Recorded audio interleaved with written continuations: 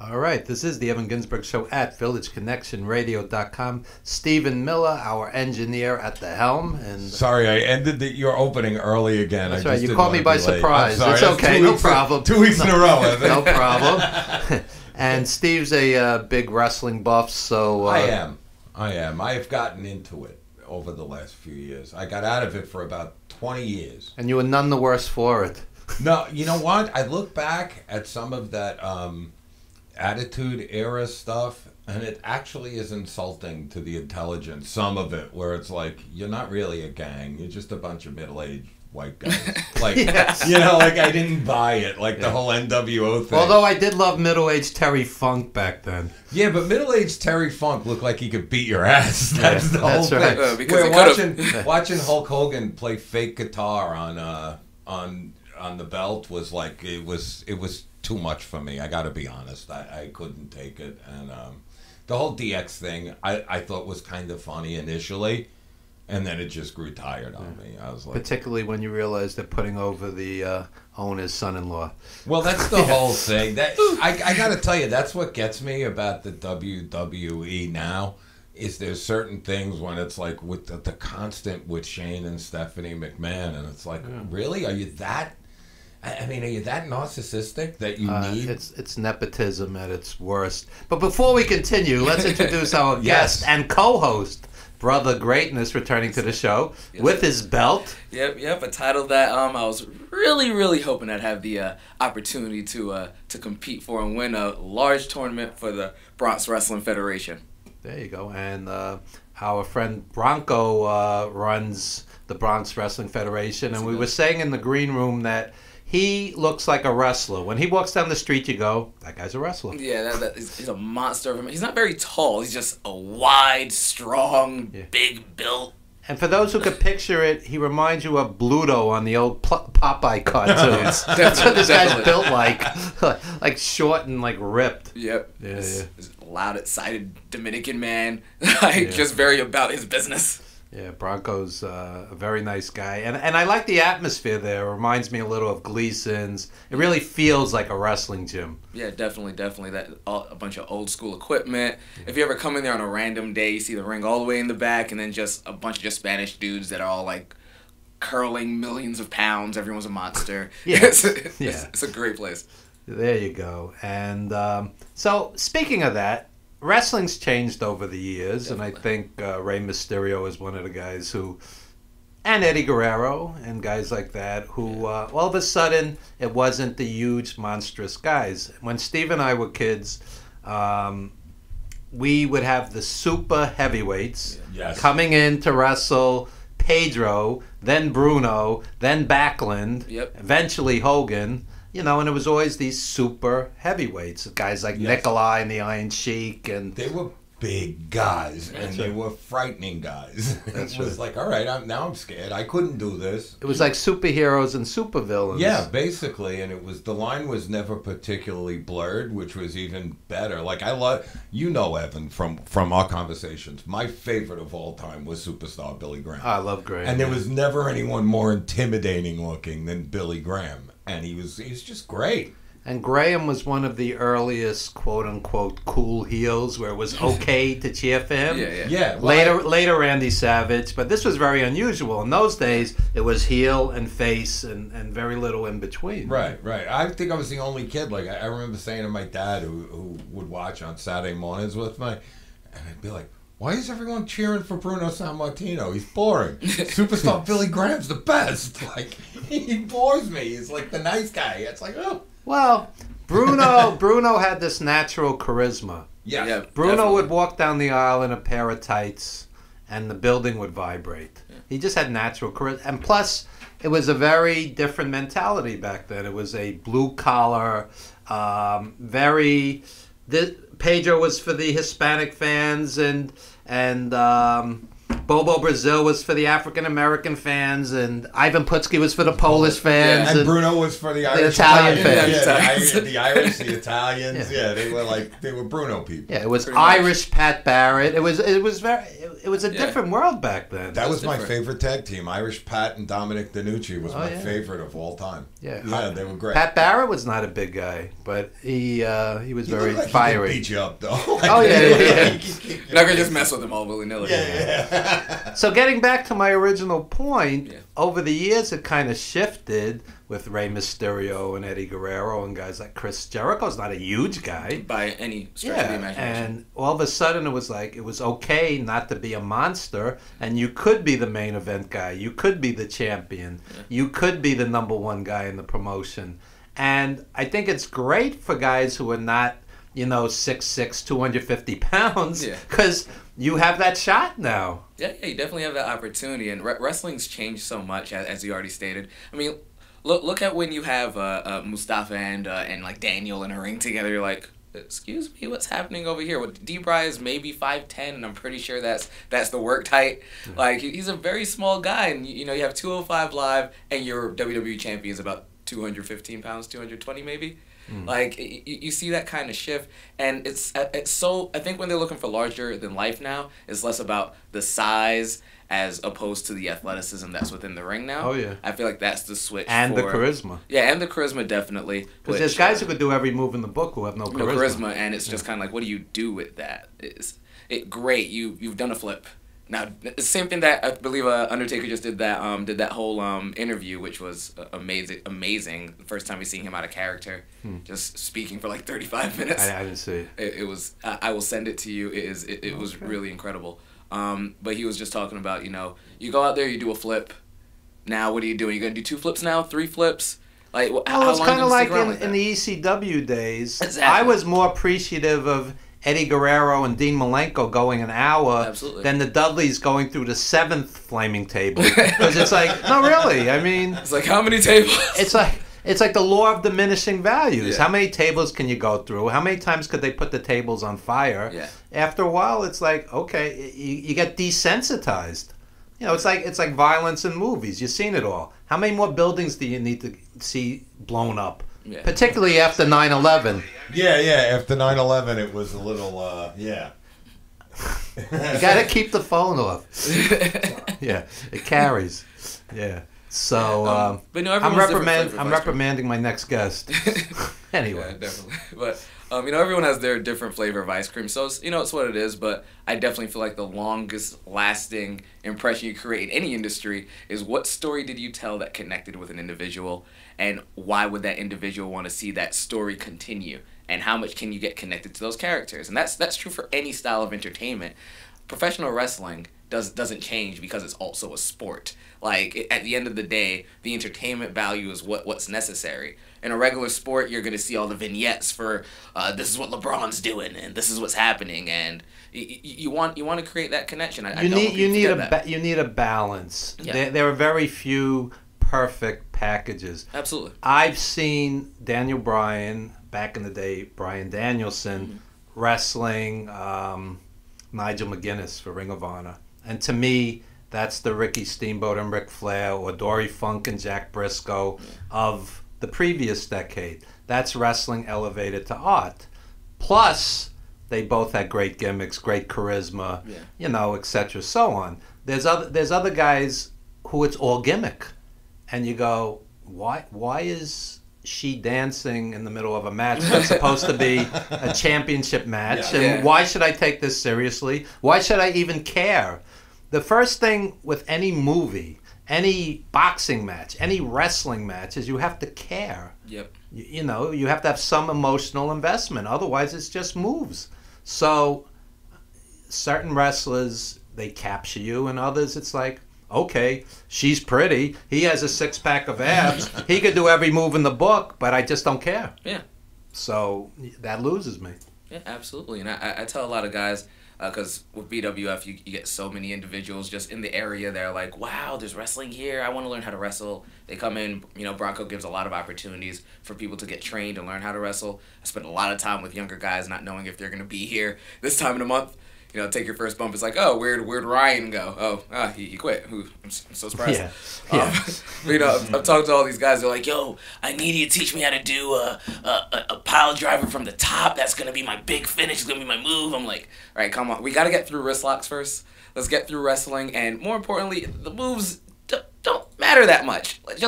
Let's focus on the intricacies of what makes professional wrestling great. The wrestling is just the words. It's just the words in your story. How you put it together is what matters. Oh yeah. So I don't know. I just feel like individuals need to have a little bit of a higher level of thinking when it comes to the art that we're a part of. There you go. Higher level of thinking. Absolutely. In fact, many times there's no psychology. Yeah. It's just endless spots. Then the kid misses a spot, and he stands in the middle of the ring like a deer in the headlights. Yeah. That famous look. with the look, and you can read his mind going, I missed that spot, what do I do next? Yeah, I'm lost, I don't know what to do. And you're just sitting there going, I remember stuff from 1974, and I'm not going to remember this match next weekend, because all it is meaningless spots. Yes, it There's becomes no an psychology. Issue. Yeah, it becomes a serious issue, and I'm not going to say, as a younger guy that every once in a while I don't have those matches where it just becomes like, okay, it's a bunch of moves just happened. Well, it still takes two to tango. So. Yeah. Come to the back, you're just like, wow, man. All we did was wrestle. Where was the connection? Like, did I take the time to, like, on the way out, like, just touch that last fan or, like, make a connection with someone who's going to come back and want to see, I did my second SWF show back in, I think it was January 26th. And when I came out, and is that big emergency room or whatever, and I'm more than sure that you would know about the show just because I know SWF has such a connection. SWF is our sponsor. Yeah. One of our sponsors, yeah. I go out there, I take on King Tech, who's been around forever and a day. And that match was really good, not because it was a great cruiserweight classic or anything. It was just, we connected with people. Yeah, I mean... A wrestling match is a little story. You're telling a story. What's happening in the story? The bully is doing this to the face. I think part of the problem today is the face and the heel are so blurred sometimes that there's no story. It's just two guys fighting for whatever reason. And it makes work so much harder because now it has to become, all right, you get so granular about the reasoning for this and why are we doing this, and like the reasoning should still be there, but at the core of it, you should be able to say, this is this person's character. This is what this person is like. I like this person because this is how he treats me, or this is how he reacts to me. This is how the reaction he creates from me. And I don't like this guy because he does this, that, and the third. And I know this as part of their character. So when they come together and you see these characters clash, it's a beautiful thing. Like even for this title, yesterday BWF had its show Dark Days on 1123 Close Avenue. A little bit of a cheap plug. Oh, no, plug anything you like. But this is a gentleman by the name of Mantis. Now, he has a great character. He's a good kid. Came out of Johnny Rod's school, WW. Great wrestler, like an 8-pack of abs. Fantastic. He's actually the person I defeated in the finals of the Cruiserweight tournament. On screen, he has a grudge about the title. Backstage, he has a grudge about the championship. We actually do not like each other very much. It's starting to become a little bit of a. And the next guest could probably tell you about that too. It's starting to become a thing. But we will be working together a lot, and we will be going back and forth a lot, probably because of that disconnect. I don't think he thinks I should have gotten this. I think he thinks he should have had it. Because he thinks he's much better than everyone that's around him. Okay. And it's very aggravating, but it's something that's going to be beautiful to show people. And it already showcased itself last night, and I think it's going to continue to do so. It's interesting you use the word beautiful connected to wrestling, and Steve will appreciate this. I would always have friends who don't quite get wrestling, and they would make comments like, quote, what's an intelligent fellow like you doing involved with wrestling? Right. So one time I actually said, if I showed you something, would you sit down and watch it? So I showed them Dynamite Kid against Tiger Mask. Ooh. And this was an educator. She was a computer teacher who had no middle-aged woman, had no interest in wrestling. And she's watching it and she's going, wow, this is really something. This is really, great. And, so wrestling, when done right, when done, at its peak, like a Dynamite Kid and Right. Tiger Mask, which you're not going to see on every indie show, but it really is a beautiful art form. Anything, when done right, is an art form. Yeah. When you could see the worst horror movie ever made, then you could see Get Out, or you could see Dawn of the Dead, or Right, the original right, right. Halloween. Yeah. Steve's a screenwriter, so he would grasp this. Yeah, I get it. I get it. Speak your language. Yeah. I mean, you could see the schlockiest action movie, and then you could see, a Sam Peckinpah legendary, The Wild the Bunch. Wild Bunch, Yeah. Of course. Yeah, So and then you see a Steven Seagal movie, and then you go, Yeah. art, crap. exactly, Crap. exactly. No, it's true though. Yeah. It's But absolutely the true. word beautiful applies to anything when it's done artfully. Yeah. And wrestling is an art form. Yes. And just because some people don't grasp that, that's on them. Part of the problem, of course, is WWE presents it as a circus. That's part of the problem. That's probably our lost You want a guest. commercial? Why don't we cut to the 350 days promo, Yeah, if which I had it- debuts April 2nd, or I had it up or, here, or I our would. sponsors commercial. King of the Ring. Kings of the Ring, our sponsor. Kings of the Ring is wrestling's first audio drama podcast as a fictional depiction of the 1980s wrestling industry in and out of the ring. Join us as we take you back to the 1980s. You'll be a fly in the wall in the locker rooms of the past while the wrestlers put together matches. We'll take you into the jam-packed arenas where the rabid fans of the past believed everything they saw was real. We'll take you inside the ring where you'll hear what the wrestlers talk about and you can feel the action. We'll take you to the underbelly of the arena where the wrestlers got into all sorts of trouble. And we'll take you to the bars and clubs where the boys got into even more trouble. And it wouldn't be 80s wrestling if we didn't end up at the hotel room. Search Kings of the Ring from any podcast app or go straight to the website kingsotr.com.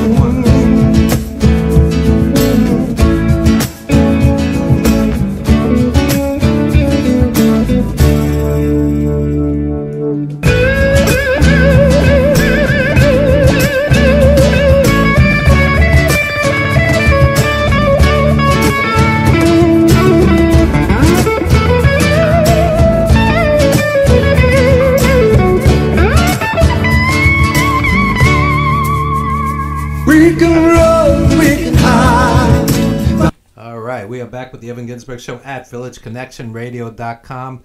This is live radio and glitches and all. We'll get through it all.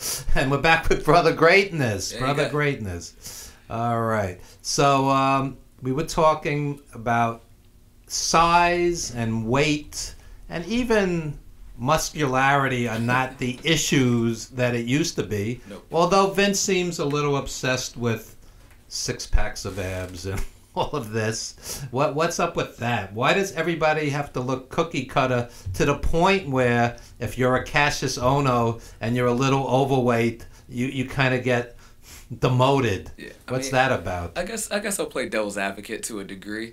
I guess at the end of the day, I don't know Vince, but I'll act like I'm Vince for a moment. I guess he really does want to have that like superior, superb athlete throughout the vast majority of the company. Harley Race, Ray Stevens, Pat Patterson, Dusty. Dick Murdoch, Dusty Rhodes was some of the greatest wrestlers in the history of the business. Absolutely. They all had beer bellies. They did not need a six-pack of abs to get over. They had more charisma than 90% of the WWE roster, if not more. So it's great to look like Ricochet. I wish I looked like Ricochet. And it's definitely not a need. It's definitely not a need. Yeah. I just think in general, like when you're dealing with your generic human being, that's the preference. But if you have the body type of a Dusty, a Cassius, what have you, and you give so much to it, like it's not just it doesn't become a detriment anymore. It'd be weird to see Dusty with the six-pack of abs and everything, and then tell me that he's the American dream. He's an everyman. He's a son of a plumber. It doesn't fit anymore. At least not the way that it should. But even when you look at MMA, you have the guys who like this is like a big fat dude who will beat you senseless. Yeah. But at the end of the day, most of the guys in the UFC still have that look because that's the typical look of most of the martial arts that they've mastered.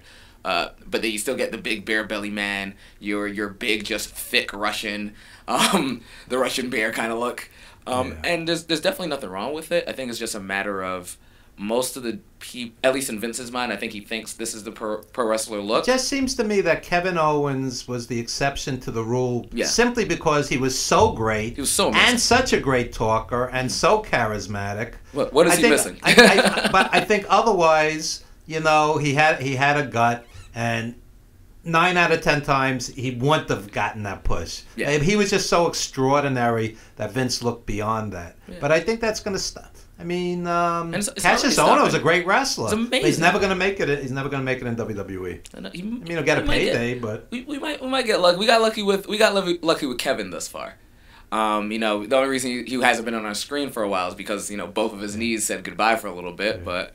He's back there about to fight for a main event match against another guy we never would have thought would have been in the E, or at least, at the time, or at least not on the level that he's at, being a world champion and for the most part one of the better mainstream known guys on the roster at 5'10" and Daniel is just the E still has its general moniker, but I think when you have like Triple H coming in and the style of how indie guys look. I mean, I'm still the smallest indie guy you were going to run into, but most of the guys are in that 5'10" area code, between 2 and 250. Wow. They're not that big anymore, and these are the guys who are applying for WWE. These are the guys who are doing what the E is trying to do, at least on this developmental level. You're not gonna find every football player. You're not gonna be able to teach this level of wrestling to. Right. It's not gonna happen, and they're not gonna. Not everyone's Braun Strowman that figures it out at some point after you sign him, and he's there. He's like breaking people, and then all of a sudden, like, oh wow, he's getting it going because the bigger veterans are teaching him how to do it. Big Show loved him. I think the problem with WWE is they're so fixated on signing everybody to keep them away from the other promotions. That you got a guy like EC3 on 205, and they get lost in the shuffle. You forget they're even part of the program, and that's sad. Honestly, like it makes it is. I'm kind of I think that's why every person in wrestling is kind of happy that AEW showing up. Hopefully, they might be able to switch things up a little bit, give people another place to get a serviceable paycheck without working for 1,001 companies. I hope that AEW does what Vince is too greedy to do and give them benefits, pensions, 401k plans, and not just push the Young Bucks and Cody, because then it's just business as usual. Yeah. You're going to pay top dollar for quality wrestling, which is fine, but, we have Ring of Honor, we have New Japan. We have that already. I'd like to see them actually change the business. Yeah, really dramatically change the business. And they have the power to do so. They have such a beautiful, I'm using the word beautiful a lot today, but it's wrestling, can't help it. They have such a wide variety of a fan base, and people are noticing it, and it's there. They have the money, obviously, right now to do what they need to do, and they're brave. Like, they signed Sonny Kiss. Sonny Kiss is an amazing worker. Sonny Kiss was twerking with one of the bands in one of my early shows, so I'm glad to see him make it. Yeah, I love Sonny. He's awesome. Great guy. I actually lent him a pair of wrestling shoes at ECPW once, just hanging out in the bag. He's like, I don't have shoes. I'm like, all right. It's funny when you see guys come up from low indie paydays and no indie paydays to actually make it to the big time. Yeah. I knew Mick Foley when he was sleeping in cars and making $50 a shot.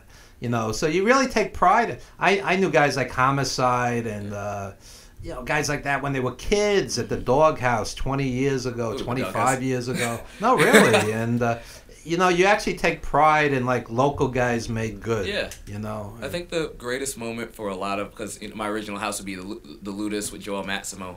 When we saw Ortiz and Santana now, formerly UIFBO, now LAX, and having the longest reign at Impact and doing all these great things. And then you still see Santana come back to the neighborhood and try to help people out, jump in the ring with young guys. And Impact is very strange. It's a quality promotion. They've been out there 15 years. I can't even find that channel. What's the name of that channel? Where are they now? They're doing Twitch? What are they doing now? Where are they? It's Twitch, right? But they're moving channels again. No, they're on some cable channel. No, but they have Twitch is the only place you're gonna get them consistently because they switched. Where are they now? Because they switched channels. Maybe our next guest, Alfred, knows. Well, we'll bring him on in a few minutes. Yeah, Alfred knows pretty much everything when it comes to wrestling. But I'm just saying, this is a supposed major promotion, and they certainly have huge names. Yeah. For us to not even know where to find it, it says something. That's a problem, especially like I know people who are personally in the promotion. I'm just like I'm still not sure where to go, and it's like you even have a person like Jordan Grace. Like I was chasing down Jordan Grace YouTube videos long before most people knew who she was. I saw one match of hers from years ago. I still don't know who she is. Jordan these wrestlers need publicists. No, I'll tell you. Look, if you look up, it doesn't even have to be anything recent. Look up almost any one-on-one Jordan Grace match. I promise you will be vastly impressed. I'm sure she's great. She's amazing. Wrestlers have to relentlessly promote themselves, get the buzz out. I could count on two hands guys that do this. I mean, Mike Orlando's one of them. He'll make it. One, he's a big guy. Two, he's got the skills. And three, he promotes himself. Yeah. I mean, what I find ridiculous in the quote unquote wrestling community, guys will say he shamelessly self promotes. It's like you have to get the word out. Yeah, that should be a compliment. I mean, I have a movie coming out. I'll promote it 24/7. We put 6 years into it. I mean, come on. I mean, what's shameless about promoting something you're passionate about? If you're not promoting what you love, then do you really love it? That's really all it is to me at this point. It confuses me when you see promoters, people have their little group chats, talk to their roster. It's like, hey guys, share the show, dude. It's like, you shouldn't have to tell anyone this. It's not, they're promoting themselves by promoting you. Because if I'm part of your brand and your brand is amazing, I am by association amazing. SWF has been around for years. I get to be a part of them. I'm going to tell everyone and their mother I worked for them twice. I'm going to keep working for them. Sure. I have a great relationship. Their next show is so-and-so, so-and-so, so-and-so. Make it for April 13th. Instead of reviewing Raw and SmackDown like half the wrestlers are doing. Promote yourself. Why am I doing that? I think this is the most I've spoken about the WWE on a public forum ever. I don't talk about them. Well, you want to work for them one day, so you can't really trash them. I don't. I'll trash them. I don't want to work for them. I definitely do. I would be flying down to that tryout in Florida, that $700 try. I have no problem doing it. Because nowadays, I had this conversation with Steve last week. They'll pull out a 10-year-old joke from a comedian's repertoire or a 25-year-old song, Yeah, and just break it up. Oh boy, this is tough. There's Brother Greatness trashing WWE on Evan's show 5 years ago. It's like he hates the company. I'm like, wait a minute, we don't want this guy trying. Over here saying that's to Triple H. He's just like, you're already undersized, kid. We can't have you in here talking bad about the company. That's right. Let Shane hit you with a garbage pail. That's all right. So anyway, that shot will make me famous. I will take that any day of the week. As my co-host today, tell us about the next guest who we're going to bring out after the break, and we'll do some plugs. Tell us about the next guest. Alfred Parsard, better known as Alphonse Stevens, is the head official for the BWF, the primary ring announcer for Fight the World Wrestling out of both Queens, Long Island, and sometimes Florida. Has been refereeing for several years at this point. I believe started training in 2015. He's actually trained to be a wrestler, a referee, and it's kind of a self-made ring announcer, I believe. Although you wouldn't know it from listening to his sultry voice. But great in-ring official. Honestly, I think he's heavily underbooked in my approximation. He takes officiating very seriously, as opposed to a lot of other guys. He looks professional all times. You're not going to see him refereeing in a pair of jeans, untucked shirt, unkept hair. He's not going to, quote unquote, as they say, below the finish. Yeah. He's focusing on what the agents have to say, and he's humble enough. He understands what his worth is. At the same time, he's not going to walk up to people and be disrespectful in any kind of fashion. Really good guy. I think he has a couple good dates coming up. Okay, so we're going to have him in just a few. Before we do that, plug anything you want to plug, and I'll do some plugs. And if Steve wants to plug some shows on the station, plug anything you like. Definitely. First and foremost, my home, the Bronx Wrestling Federation.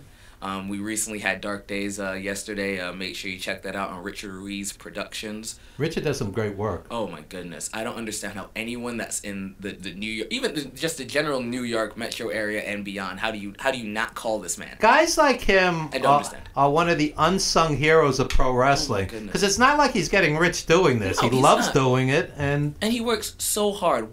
He has over 100,000 subscribers on his YouTube channel. Wow. Like, when people, like wrestlers, I don't know how much footage I have just not received or just lost because of like promotions. They don't really care about the footage, or they're like, oh, make a DVD. He always has it. You're gonna get your views. I have a lady who works with me now, Miss Kiki Van Gogh. She works as my manager, and she also wrestles for the BWF. She did her first match for an unknown promotion. She bring down this show one day. Oh, that is definitely the plan. I'll probably see her in a couple months. Okay. But we did a show for this unknown promotion, Super Chief Wrestling, run out of an art gallery. Only the second show. We need more wrestling in art galleries, right, Steve? You betcha. I'm always very good. Perfect for this show. Bring some artists down. A poet, a rapper. That's right. We need a running list. We need a running list. The heavenly artist Kiki Van Gogh needs to be here to talk about art and wrestling. We need the promotion from we'll Super show Chief. her art on camera. Look around us. Yes, it's all art on the walls. I need to make some calls.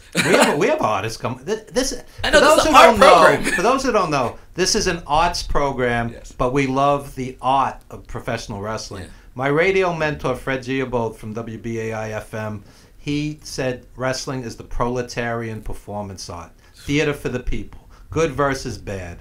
And he loved wrestling. This guy grew up on the AWA, Crusher, Right. Bruiser, Vern Gagne. He's gone now. And we would have, singers, actors, writers, and in the middle of it, wrestlers. He loved wrestling. Why not?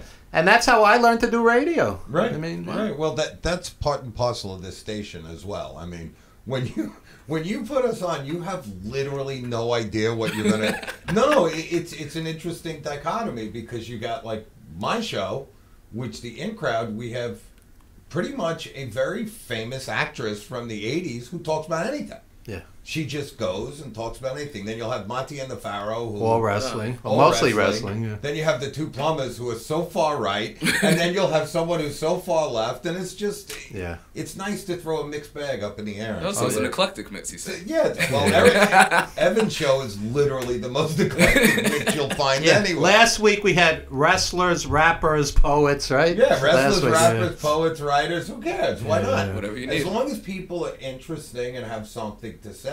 And can talk. Sometimes you have three wrestlers. One guy's a great talker. One guy's a good talker. One guy's basically mute. Just observing. He's observing, but he's on camera. But plug anything else. Definitely. Bronx Wrestling Federation. I know May 4th we'll be back in New York, back in the Bronx. Several great matches. I'm slated to defend the Bronx Wrestling Federation Cruiserweight Championship against Black Zemis, who was out of the doghouse, who's been around forever and a day, and is a legitimate, serious competitor. Nick Curry, who in any match is significant to watch, third-generation wrestler. Forget what his grandfather's name was. It was Flying. Was it Bull Curry? Fred Curry. Fred Curry? I think it was Fred Curry. Fred Curry was Bull Curry's son. Yeah, and when Alfred Parsar comes on here, he'll give you the details on all that. Bull Curry was a main event guy all around the world. Yep. And that guy would start riots. No, really, he was hardcore before it was called hardcore. It was he would just brawl through the crowd. No, seriously, Bull Curry, yeah. But BWF will be going to the Dominican Republic. Wow. We will be wrestling the same day as WrestleMania. So that's a job perk. You get to see the world. Yeah, well, parts of it at least. We're making it to the Caribbean. Yeah. Now you have to make it out. Yeah. I would have friends who would wrestle in Puerto Rico. He said fans would throw urine on them. Oh. But you're the face, so you'll be okay. Yeah, I'll be okay. They'll throw money at me instead. The No, great he Lucha shows. said it got dangerous sometimes. You know. I believe it. And we have Ironbound Wrestling Alliance March 16th presents Genesis out of Nutley, New Jersey. I'll be there in a fatal four-way match with El Futuro, the quote-unquote god of drivers, Everett Cross. I have my feelings about him. And with Genesis is going to be a big deal just because there's so many workers on that show. There's a lot of promotions been done behind it. It's the first. I think it's only been I think it's going to be the first year and a month that IWA's been around. So that's going to be awesome. Rob Fury from SWF made a comment the other day. We need even more oversaturation in New Jersey. So each of these promotions really has to, distinguish themselves as doing something unique, different. A niche project in a sense, right, Steve? Yeah, basically. Because if you have somebody jaded like myself, I've been going to wrestling since Gotch and Hackenschmidt, the turn of the previous century. That was a joke. Anyway, I got it. I'm jaded, and I'll basically go to the one that's closest. Yeah. I live in Queens. I'll go to the Elks Lodge. Yeah. I'm not going to travel out to Jersey unless it's something unbelievable. Something that's going to really draw you in. Yeah, so what I tell indie promoters, one, why don't you do it Friday instead of Saturday? A lot of two, people are listening why don't you do it Thursday and be the only game in town? That's the key. Yeah. But people listen because even though I haven't had the opportunity to work with them, Outlaw Wrestling. They run Thursdays, right? Yeah, I believe they run Thursdays out of Brooklyn. Smart. No one runs out of Brooklyn anymore. That no one's running in the middle of the week. I wish I could work for them, but people go out Thursday night. They do things. People go out Thursday night. Yeah. People go out every night. Started at 7:30. Don't have 17 matches. Yeah. Get people home and Keep it tight. early. If you have 5 quality matches, I think most people would leave feeling absolutely that they got their money's worth, rather than 17. In the old days, you'd have 5, 6, 7, 8 matches on an indie card. It's all you need. Yeah. Give them a tight 2.5, 3 hour show.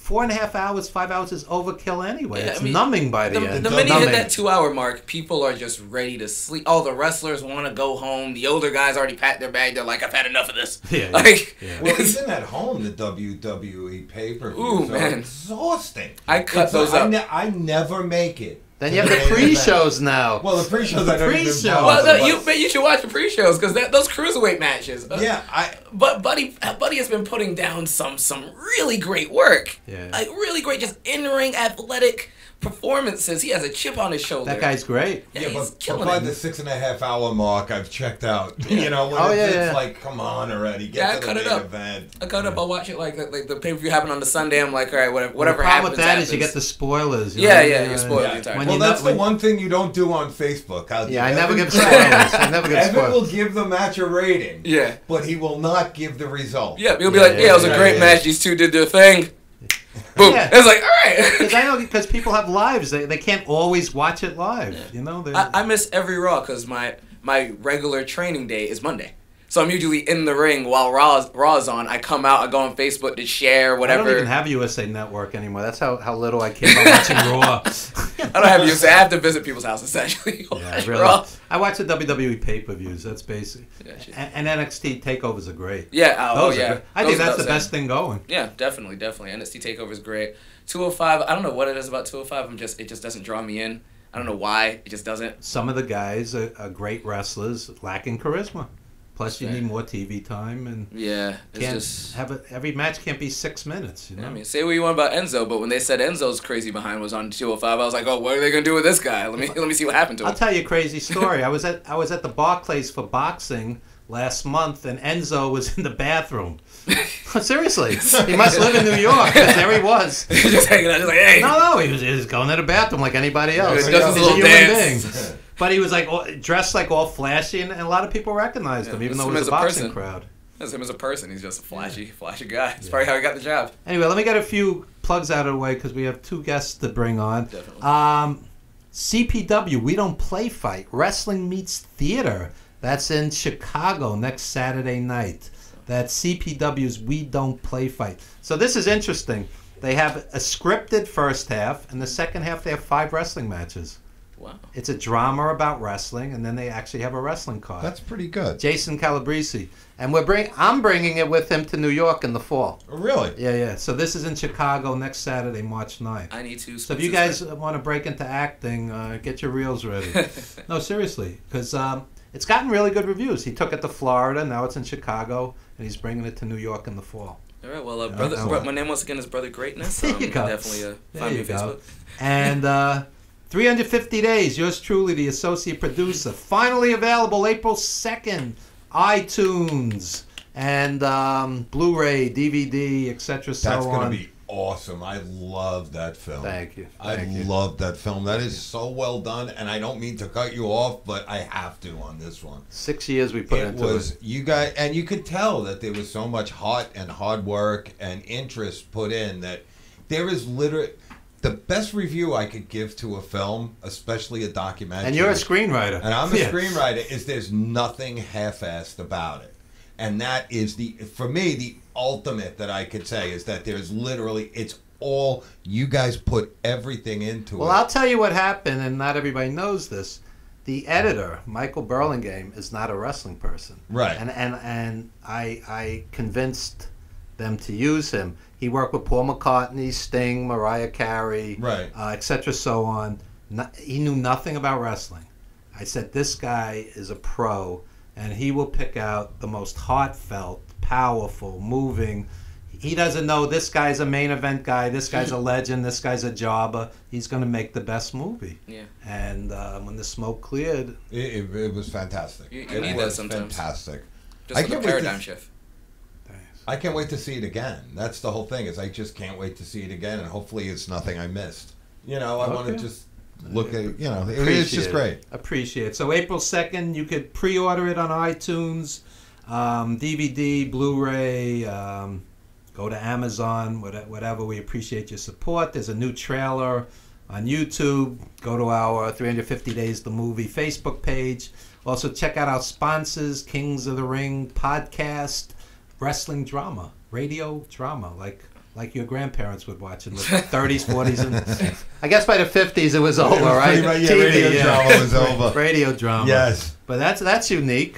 And you can meet yours truly at WrestleCon with Greg the Hammer Valentine and Coco Beware.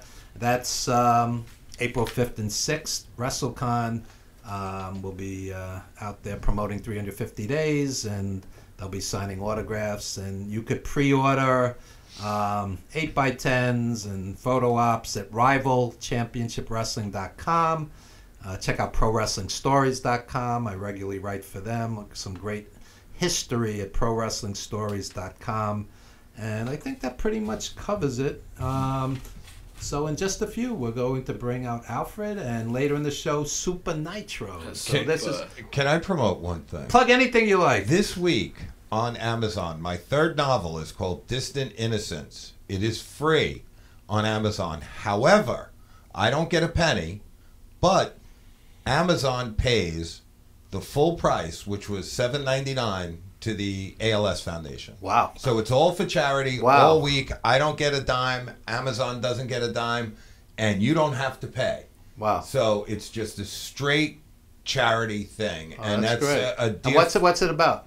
It is 200 pages. No, that's a joke. No. It's about 400 pages actually, Yeah. and it's set in the late 60s, where an FBI agent is infiltrating sort of a weather underground type of organization in the village, and all the goings on around the anti-war movement, the pro-war movement, and everything. It's all intertwined. It's a New York story, but the most important part is that every penny goes straight to the ALS Foundation. I don't make a dime off it, and I haven't made a dime off that book ever. That's very kind of you. Yeah. No, seriously. Take it back. What the hell? Really? I don't need the money. So, Fair. I'm all right. So. There you go. You're altruistic of you. Really? No, well, you know what? If you can't do good for people, then don't do. That's what I figure. Hallelujah. That's true. That's true. So if you'd all go do that, it don't, like I said, it costs you nothing. and all it does is benefit other people. So, awesome. And it's downloadable as well as Wow. paperback. They will charge you the shipping and handling. So Right. downloadable, it's absolutely free. Awesome. And we should, as always, plug Monty and the Pharaoh, Thursdays, 8:05. 8:05. Wrestling You and literally never know what's going to happen. On Marty the show. Jannetty punched our host in the face.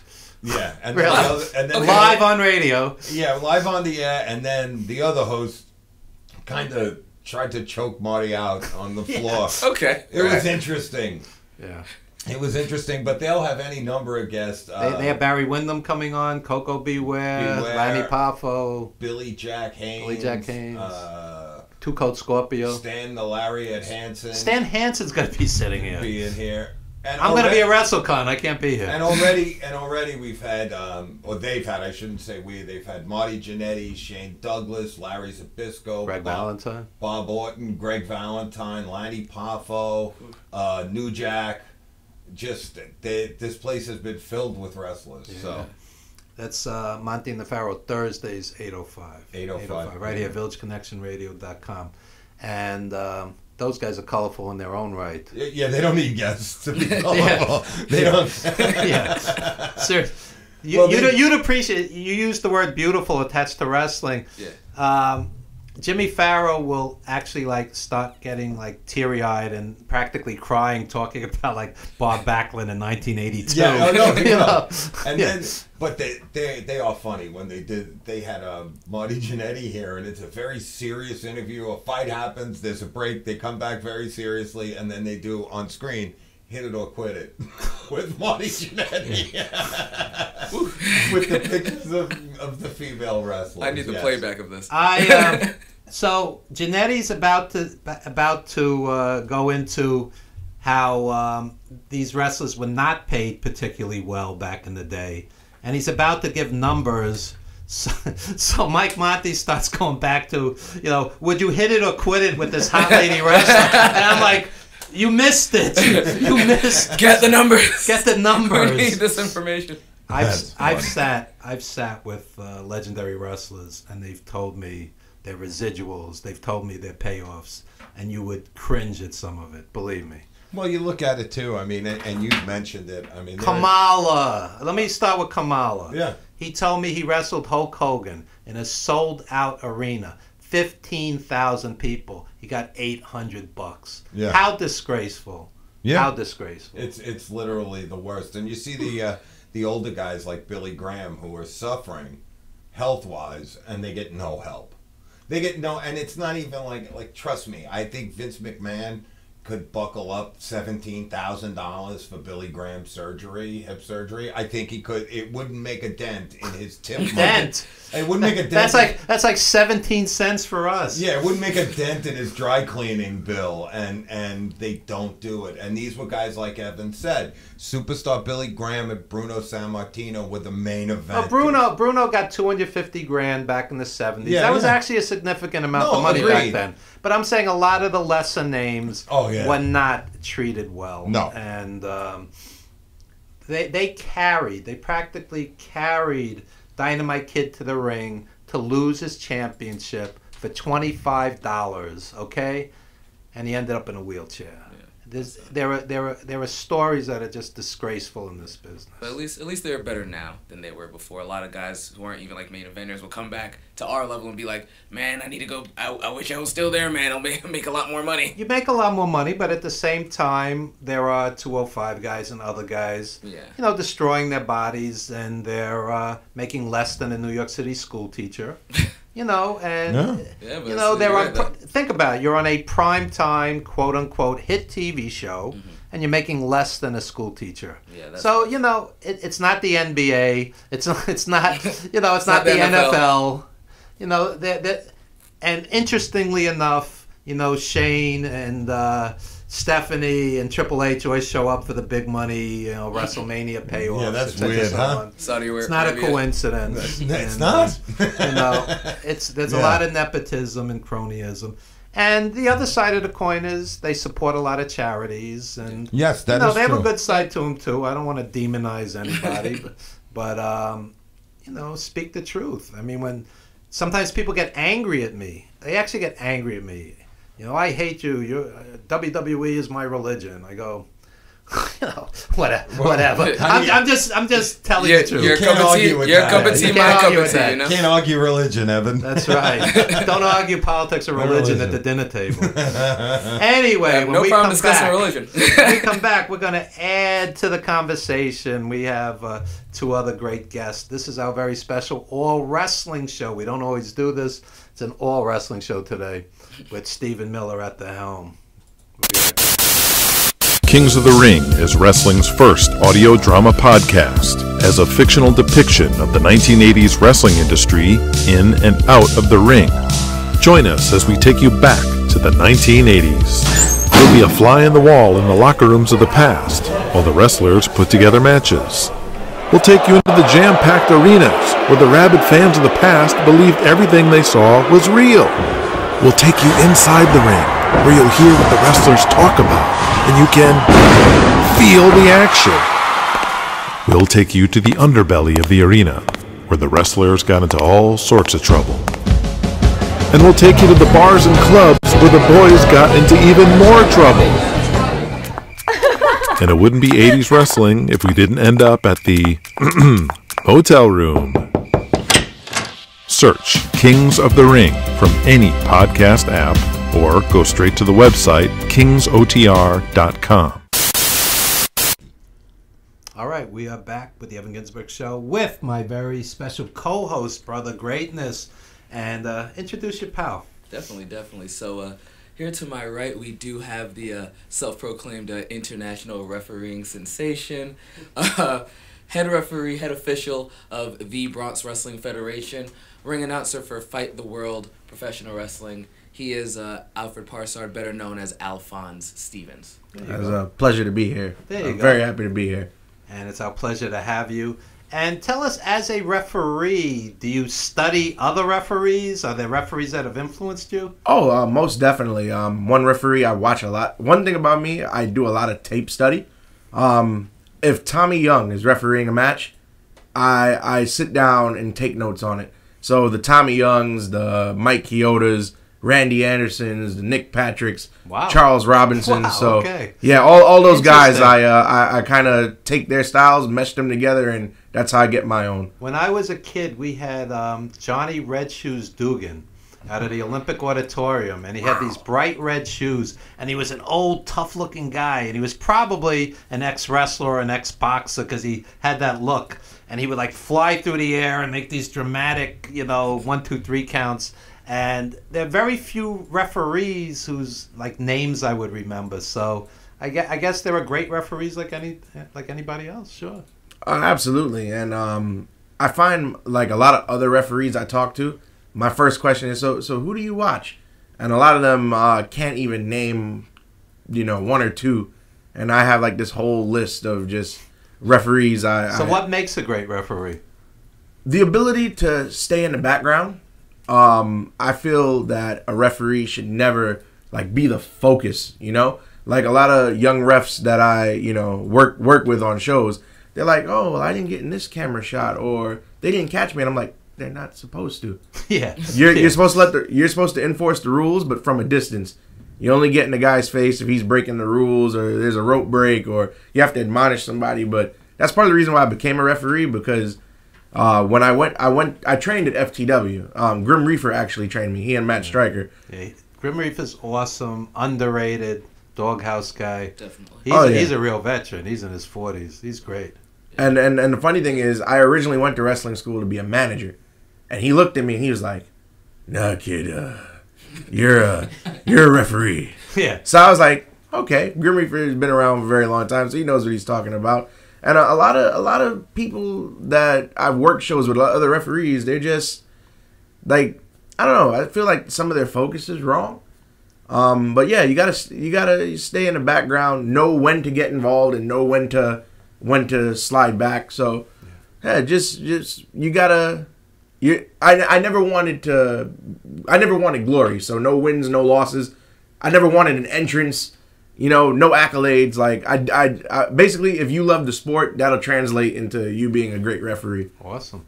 And when you're doing the actual 3 count, how do you make it convincing? Because sometimes the guy does it so fast, you go, that didn't look legit to me. Yeah. You know? Well, it all depends on where in the match the pinfall is happening.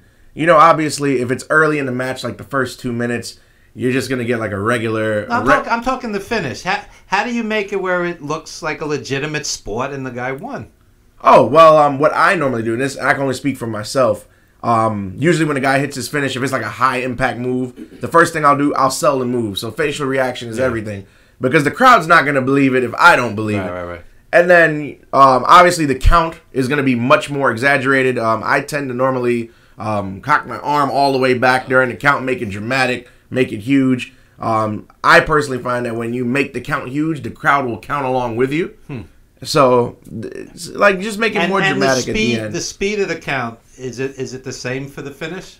No, the speed of the count for the finish, well, it all depends on what the move was. If it's a move like something off the top rope where it looked like one guy almost killed another guy, you know, it's going to be fast, but it's not going to be too fast, like 1, 2, 3. It'll be like 1, 2, 3. So Right. Yeah. Gotcha. Interesting. And what are some of the most memorable matches you've refereed? I don't even know where to start. You literally have your list. I know you. My have his list. Well, the most insane match I've ever refereed was in the Elm Course Center in December of 2017 for FTW. Kono and Danny DeMonto wrestled in a hardcore match, and to date, that is the only match I've ever refereed where somebody dived off a balcony. Wow. So that Wow. through a table, no less. So that was pretty good. Brother Greatness at BWF, I refereed his cruiserweight title win, that match was pretty good. Grim Reaper versus Ace Andrews at New Evolution Wrestling not too long ago. I had the pleasure of refereeing that. That was very fun. So definitely, I've refereed a lot of good ones. And when we worked on The Wrestler, I was associate producer on The Wrestler. We went down to CZW for the Cage of Death. Would you get involved in a match like that where you're breathing in, unhealthy fumes and you know what Mercury. The funny thing that you asked me about that, I actually debuted in CZW a couple of weeks ago for their Dojo Wars, but and I had this conversation with another referee friend of mine, and at some point you ask yourself, well, would you do X, Y, and Z? And like that stuff is kind of deathmatch stuff. I don't think I would personally ever do because there's risk involved. Obviously, there's light tubes. You breathe the poison in. You got tacks on the floor, a pool of this guy's blood here, and all that stuff like that. That's you're earning your payday. Yeah, you definitely earning your payday. And I've seen footage and talked to refs who have ref death matches, and they've got to wear thermals underneath the ref shirt, long sleeves. They got to wear trucker's gloves, goggles, and I don't know. I don't think I would put myself at risk to get hurt that bad, which is also another reason why I became a referee. I trained as a wrestler. Grim Reaper put me through everything that all the other boys went through. So I had no special treatment just because I didn't want to be an in-ring competitor. I would think just logically, what I saw at CZW, which was like a MASH unit backstage. We went backstage with Mickey Rourke and Aronofsky just to witness it. The ring itself is so covered with glass and tacks and everything in between. Barbed wire. I mean, it can't be healthy for you to be walking around in that and doing counts and No, I don't think I would. I don't think I would ever participate in. I'm sure the refs are trained, to how to maneuver around that stuff. But accidents do happen, and you never could account for mistakes. So didn't the gentleman just get diagnosed with HIV or something like that? No. I know you're talking about what I mean? Hepatitis was what it was. Yeah. Okay. Don't name names. Don't name promotions. You don't want to get sued. Yeah. But just kind of speaking towards the there's blood all over the place. You're trading. You're trading a lot. It's risky. And naturally, a wrestling ring is already. I hate to call the area that we do what we love filthy, but wrestling rings are already not the cleanest place. Yeah, plenty of wrestlers have gotten staph infections. Yeah. Sometimes I'll see an indie match and the ring is in horrendous shape, and guys get hurt, and I'm like, the promoter, take care of that. I mean, it's like, you wouldn't let your kids play in a dangerous area. Don't let your wrestlers play in I shouldn't say play, wrestle in a dangerous area. I mean, take care of the ring. Sometimes these rings are in horrendous shape. Yeah, I've as an official, I've been in quite a few bad rings. You step in one spot of the ring and all you feel is metal or wood, and then another spot, nothing but padding. So some of those rings, some of these rings have no bounce to it. Yeah, that too, no give. Some of them are stiff. Sometimes the ring crew just doesn't know what they're doing. That too. Get like the super loose ropes. But again, you know, it's the responsibility of the promoter to hire somebody, even if you have to, God forbid, pay him a little more, you know, to make sure the wrestlers are safe. You know, it's bad enough they're paying the wrestlers chump change or nothing. At least make sure it's safe and clean. You know, these are basics. Boy, I'm going to have promoters hating me by the end of this show. Yeah, you're gonna get some calls. I might get some too. Oh, I'm not naming specific names. I'm making general statements. You know, there are promoters who have lost all kinds of money, and they do care, and they do. You know, I mean, it's a mix. It's a mix like anything else. But there are plenty of promoters I wouldn't spit on if they were on fire. You know? I'll tell you a great story. I booked Johnny Valiant, the late great Johnny Valiant, for an indie show. He wrestles in the main event. The place is packed. He got the Herculean sum of $350. Hall of Fame guy. And the guy wanted a nickel and dime him and pay him less. He goes, we didn't have a good crowd tonight. I'm like, the place was full. Give us the money. This is the kind of stuff you deal with. Yeah. This is a legend. So imagine how the indie guys are treated. Oh, don't have to imagine. Trying to talk about money when you're not a WWE guy and you're only so many years in the game, and it's first thing is like, well, how many tickets are you gonna move for me by hand? And I'm just like, is there a link button? Can I share? Everything's electronic these days. Nope. We're sending you these paper tickets. You get out there. You're gonna get these people 100 miles away from where you live and get all of them to go 100 miles and come watch this show. And I'm just like. The realism of that isn't exactly there. I mean, other side of the coin, you don't have to do it. There's so much work out there, so you could move around. The other thing, you know, let me play devil's advocate. I see many indie wrestlers go, by the way, I'm wrestling tonight, and that's their promotion. Yeah, that's not promotion. That you know, you came out on a Sunday morning and drove from Brooklyn to Long Island to promote yourself. I mean, you know, our other guests took trains and planes and automobiles, you know, to get here. No, seriously. I mean, make an effort. Yeah, you know, it's like at bare minimum, promote your match online. At least, I mean, in an age when it's so easy to do so, like.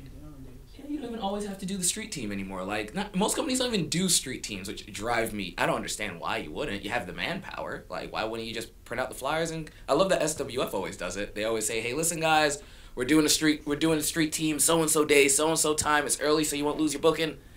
Any bookings that you might have elsewhere, come on down." Like, yeah, great, beautiful. That's why the shows are always full. Like, that's what you do. So, Alfred, anything you'd like to plug? I got a few upcoming dates in May. May 4th, BWF again, which anybody who hasn't seen BWF, those events are really, really good.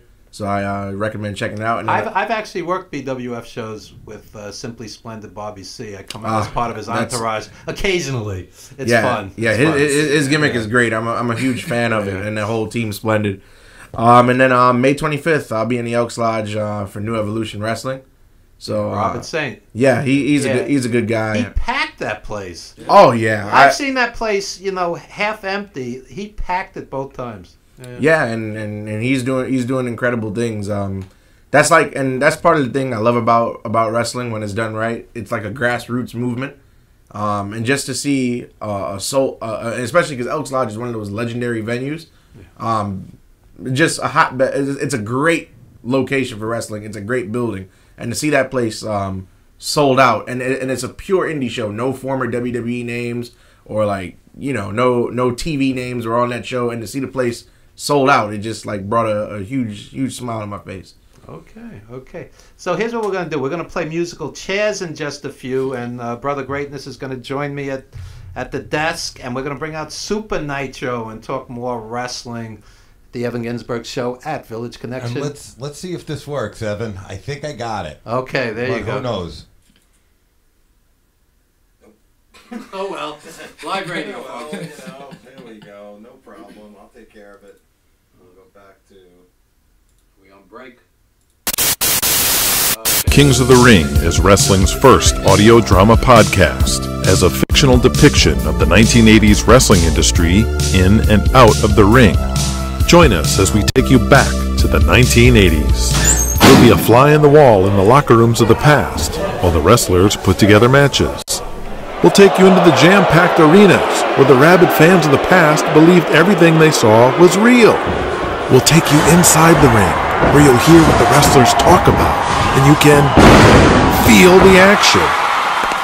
We'll take you to the underbelly of the arena where the wrestlers got into all sorts of trouble. And we'll take you to the bars and clubs where the boys got into even more trouble. And it wouldn't be 80s wrestling if we didn't end up at the hotel room. Search Kings of the Ring from any podcast app or go straight to the website kingsotr.com. All right, we're back with the Evan Ginzburg Show at villageconnectionradio.com with my special co-host, Brother Greatness, joining us at the table. And Hold the mic close to you.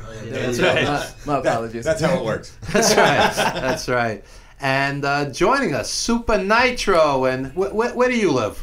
Brooklyn, New York. So you took trains and railroads and how else? Yes. What else? I took the train to get over here. Okay. And I walked from the Huntington train station to get Wow, here. that's Yeah. 1.6 miles. Yes. This man walked 1.6 miles to do this show. Much respect. Thank you for having me. Thank My you. pleasure. My pleasure. So for the many wrestlers, musicians, and everything in between who go, Steve, it's too early, it's too far. Super Nitro is your role model. Super Nitro did 1.6 miles of road work. To I've get done here. it. I've done it. I know. And It's good exercise. Now that's promotion. That's how you promote. That's how people get to know you. Is like that guy walked 1.6 miles to come And took a train and a took railroad. train and a railroad. Yes. That's right. That's right. Yes. So tell us a little about yourself. First time on the show. Of course, man. Super Nitro from Brooklyn, New York. Born and raised in New York. I was from East Flatbush, Brooklyn. East 245 Lennox Road between Nostrand and Rogers. Bed-Stuy all my life. Bedford-Stuyvesant all my life. Do or die, Bed-Stuy. Do or die, Bed-Stuy, yes. That's right. Yes. I started my professional wrestling 3 years ago. Professionally trained 2 years ago. I wrestled many years, but professionally 3 years ago by Damian Slugger Oh, I know. at the Damien. Doghouse. He's a big guy. Yeah, Yep. big man. Yeah. Big man right there. So he trained me, and then down along the line I was trained with Grim Reaper, Yeah. and Bronco International, and occasionally with Gino Caruso. Oh, Gino. Yeah. Yeah, ECPW. ECPW. Yeah. Gino's in 350 Days briefly. Oh, he is. Yeah. Gino's been around a long time. Yeah, no, I've seen some videos. I was like, oh, okay, yeah, he's been around for quite a while. Yeah. He's actually the first man to give me my first shot, first promotional shot. I started wrestling with him. Made my debut in Brooklyn back in 2017. ECPW, East Coast Professional Wrestling. I wrestle with currently with BWF, Bronx Wrestling Federation. One time with FTW, Fight the World, Oh, yeah. and new Carl Kuda. yes, Yeah. and New Evolution Pro Wrestling with Robert Saint. Yeah.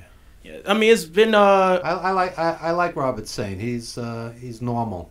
yes. unlike some wrestling promoters, Yeah, he just average Joe, just love the business, just doing what he has to do. And he's a wrestler himself, so Yes. he understands it, and hopefully, he'll take care of the guys more than some promoters.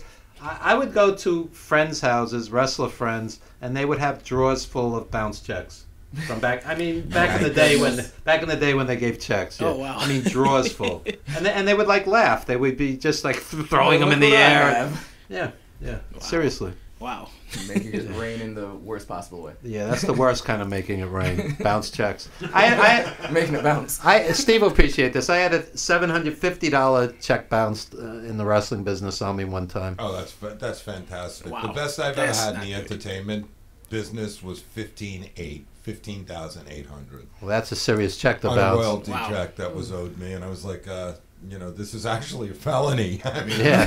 sure, but 15,800. And when they bounce that check on you, they give you an attitude, like it's the natural defensive way to come back. And I was like, I didn't bounce it, you did. Got to start requesting bank checks from people now. Yeah, no, that's it. With this particular company, that's what I did. I need certified checks now rather than just your company check. I can't. My worst banking story is I looked at my online banking and it had about $3 in it because somebody robbed it that day.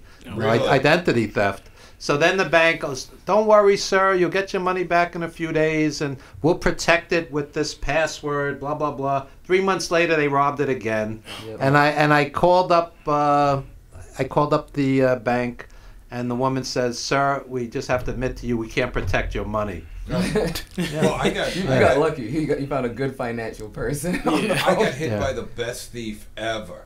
At a gym in Brooklyn. I used to work downtown, and I would hang up my suit, go work out, and then go back to work. And I had a ton of cash in my pocket that was left alone. But I didn't realize till the next day that my cards were gone. And the only thing that saved me is the guy went into, the Lowe's off the BQE? Yeah, Gowanus. Yep. I went into the security guy because there was a $17,000 charge on my credit card. Wow. And I asked him to go to the videotape because they have the time. And there was like the hugest Asian guy since like Tanaka. Yeah. I'm like, that's obviously not me. Right. So the company was like, all right, well, we'll leave you alone. Yeah. Oh, man. Yeah, I once went into a restaurant and they took the card, wherever they take it. And next thing I knew, they were charging $800, $900 Ranger tickets, and I'm not a hockey fan. So the longer you live, people will scam you. But luckily, they replace, they take care of it. They do take care of it. But still, when they rob your checking account, stuff starts bouncing, and it's a horror show. I mean, it's a horror show. Yeah, it's bad, it's the last thing, you want to happen. It's really, it's like a chain reaction. I go to the health club, to the gym, and they're like, "You're not a member. You didn't pay last month because everything. There was no money in the account." It ruins everything. I was in the up. financial industry for a while. I was Really? a personal banker. I was a teller for a while. Really? Yeah, actually, Alfred worked right next door. Yep, right next door for a little while there. So I've been on the other side of it, just being like, okay, listen, sir, this is what I need you to do if we want to fix this, and after we fix this, I'm gonna need you to close your account, and don't tell anyone I told you to close the account and reopen a new one. The number's done. The minute someone has the connection to the number, it's corrupt. It's over. Finished. Yes. You got, and the only way. But the bank wouldn't admit that to me, and it happened again. Well, they can't admit it because then that's a lawsuit. Wow. You could sue if they admit that they cannot protect your money. It becomes a whole issue. So we really aren't supposed to tell you to close your account, especially a checking. Well, if they're returning the money, how are you suing them? Emotional distress? I mean, I don't. What's the lawsuit? It's just you can find some stuff because it's like part of the contract that you sign in terms and conditions is like the whole purpose of banking for the customer is to protect your cash. So the first thing I say to you is the service that we signed and said that we can do, we just admitted that a bank personnel said they can't do it. So it's like, but I signed for this, therefore. You put so-and-so amount of money at risk beyond what was robbed. Now I can sue you for the entirety of my average balances for the year. It becomes like a whole thing. At least that's how it was explained to me. So I had to file a felony charge, and we'll go back to the wrestling in 30 seconds before all the fans turn the show off. I apologize. So I went to file a felony charge, and the officer says to me, 1 out of 5 Americans this happens to. 1 out of 5. Imagine, there's 350 million people. That's 70 million people. Very common. The amount of financial damage, loss in services is phenomenal with that. Think about it. Some big Asian dude walked in and bought $17,000 worth of power tools that nobody paid for. Yeah, they're insured though, but still, it's a horror show. Yeah. Still gotta go through the whole. Getting back to wrestling, getting back to important things like wrestling, unlike protecting your money. So Super Nitro. Yes, what are some career highlights? Career highlights for me so far has been like I've wrestled with my brother, because he hasn't wrestled in a long time. So what's it like to wrestle your brother? Are you trying to outdo each other? Is there a competitiveness, or is it just friendly? It's friendly. It depends on your relationship with your brother. Right. You know, because I could say friendly, others could say competitive. But it's friendly because we know each other. We work with each other a few in the past. So it was an honor working with him because like it was just like I felt comfortable in the ring because it was like I know he knows my pace, I know his pace. Right. So it was no like if I stiff him, which is quote unquote like hitting hard, then there's no repercussions and vice versa. Whereas in others, some can't even take a simple punch to the face without getting upset and wanting to knock your head into the ground. Wow. Yeah. And people may not be aware, but brother versus brother matches are not that uncommon. Dory Funk wrestled Terry Funk in Japan. Bret Hart and Owen Hart had that feud. Everyone knows that. Randy Savage and Lanny Poffo wrestled each other before they were famous, and people didn't even know they were brothers back then. So it's been done. It's been done. But I just find it interesting that maybe there's some competition because 2 years earlier the older brother stole the younger brother's girlfriend. Oh man! Now I'm gonna. It's like you remember when? Yeah. Oh no. That's one thing we won't ever have to fight for because he's married, happily married. But That's even in the good. past, that was something we wouldn't even do. Good. Yeah, you can see the older brother on top of the younger brother go, remember when you took that last Pop-Tart, you That's right. That's right. Yeah. You left a 16th of a container of milk. Yeah. Yes. you bastard. Get a nice little petty list going. All right, now for the most important question. Who's the best referee you ever worked for? No, actually, yes. I would say he has because like he said, every other wrestler just they seem clueless. They don't know what's going on. He's like spot on. Like as soon as to say, even if you don't tell him what's going on, he just knows. All right, cool. I know where to be. I know where not to be. Like yesterday, prime example. He ref my match. Mine's and Matt Johns versus Ace and Cuzzo. Ace Andrews was here a couple weeks ago. He's an intelligent guy. Good guy. Very. Yeah. Nice guy, intelligent guy. Very. And it was great working in the ring with him because of when I started training with FTW, I trained with him, trained with Ace. They were like, of course I was upcoming and they were already like the vets, so they knew what to do, what not to do. So it was an honor training with them because they helped me along the way. That's one thing I could say like with me that I'm learning still, but from like 3 years ago to now, I've learned a lot compared to before what I thought I knew. And if you'd be amazed on... And it's good that you're willing to learn because sometimes the young guys think that they know everything. Because I've had legends tell me who are friends, sometimes I talk to these young guys and they just don't want to listen. And, you could always learn. I mean, some of these guys have had thousands and thousands of matches. And, they've forgotten more things than some people know. Yes. Really. Like, I just learned something Friday. Like, Black Zemis, he taught me, he taught me how to go about, like, slow pace myself because he seen I was too much of a fast pacer. Like, I was going too fast in the ring. So he taught me, like, listen, just calm down. Take it easy. There's no need to rush. Right. Tell the story. Let the people let things register so people can know what's going on. Exactly. The old school guys would say, we'd get the ref involved, and the heel would get the fans really angry. He'd pull out a foreign object, and the ref's looking for it, but he can't find little things.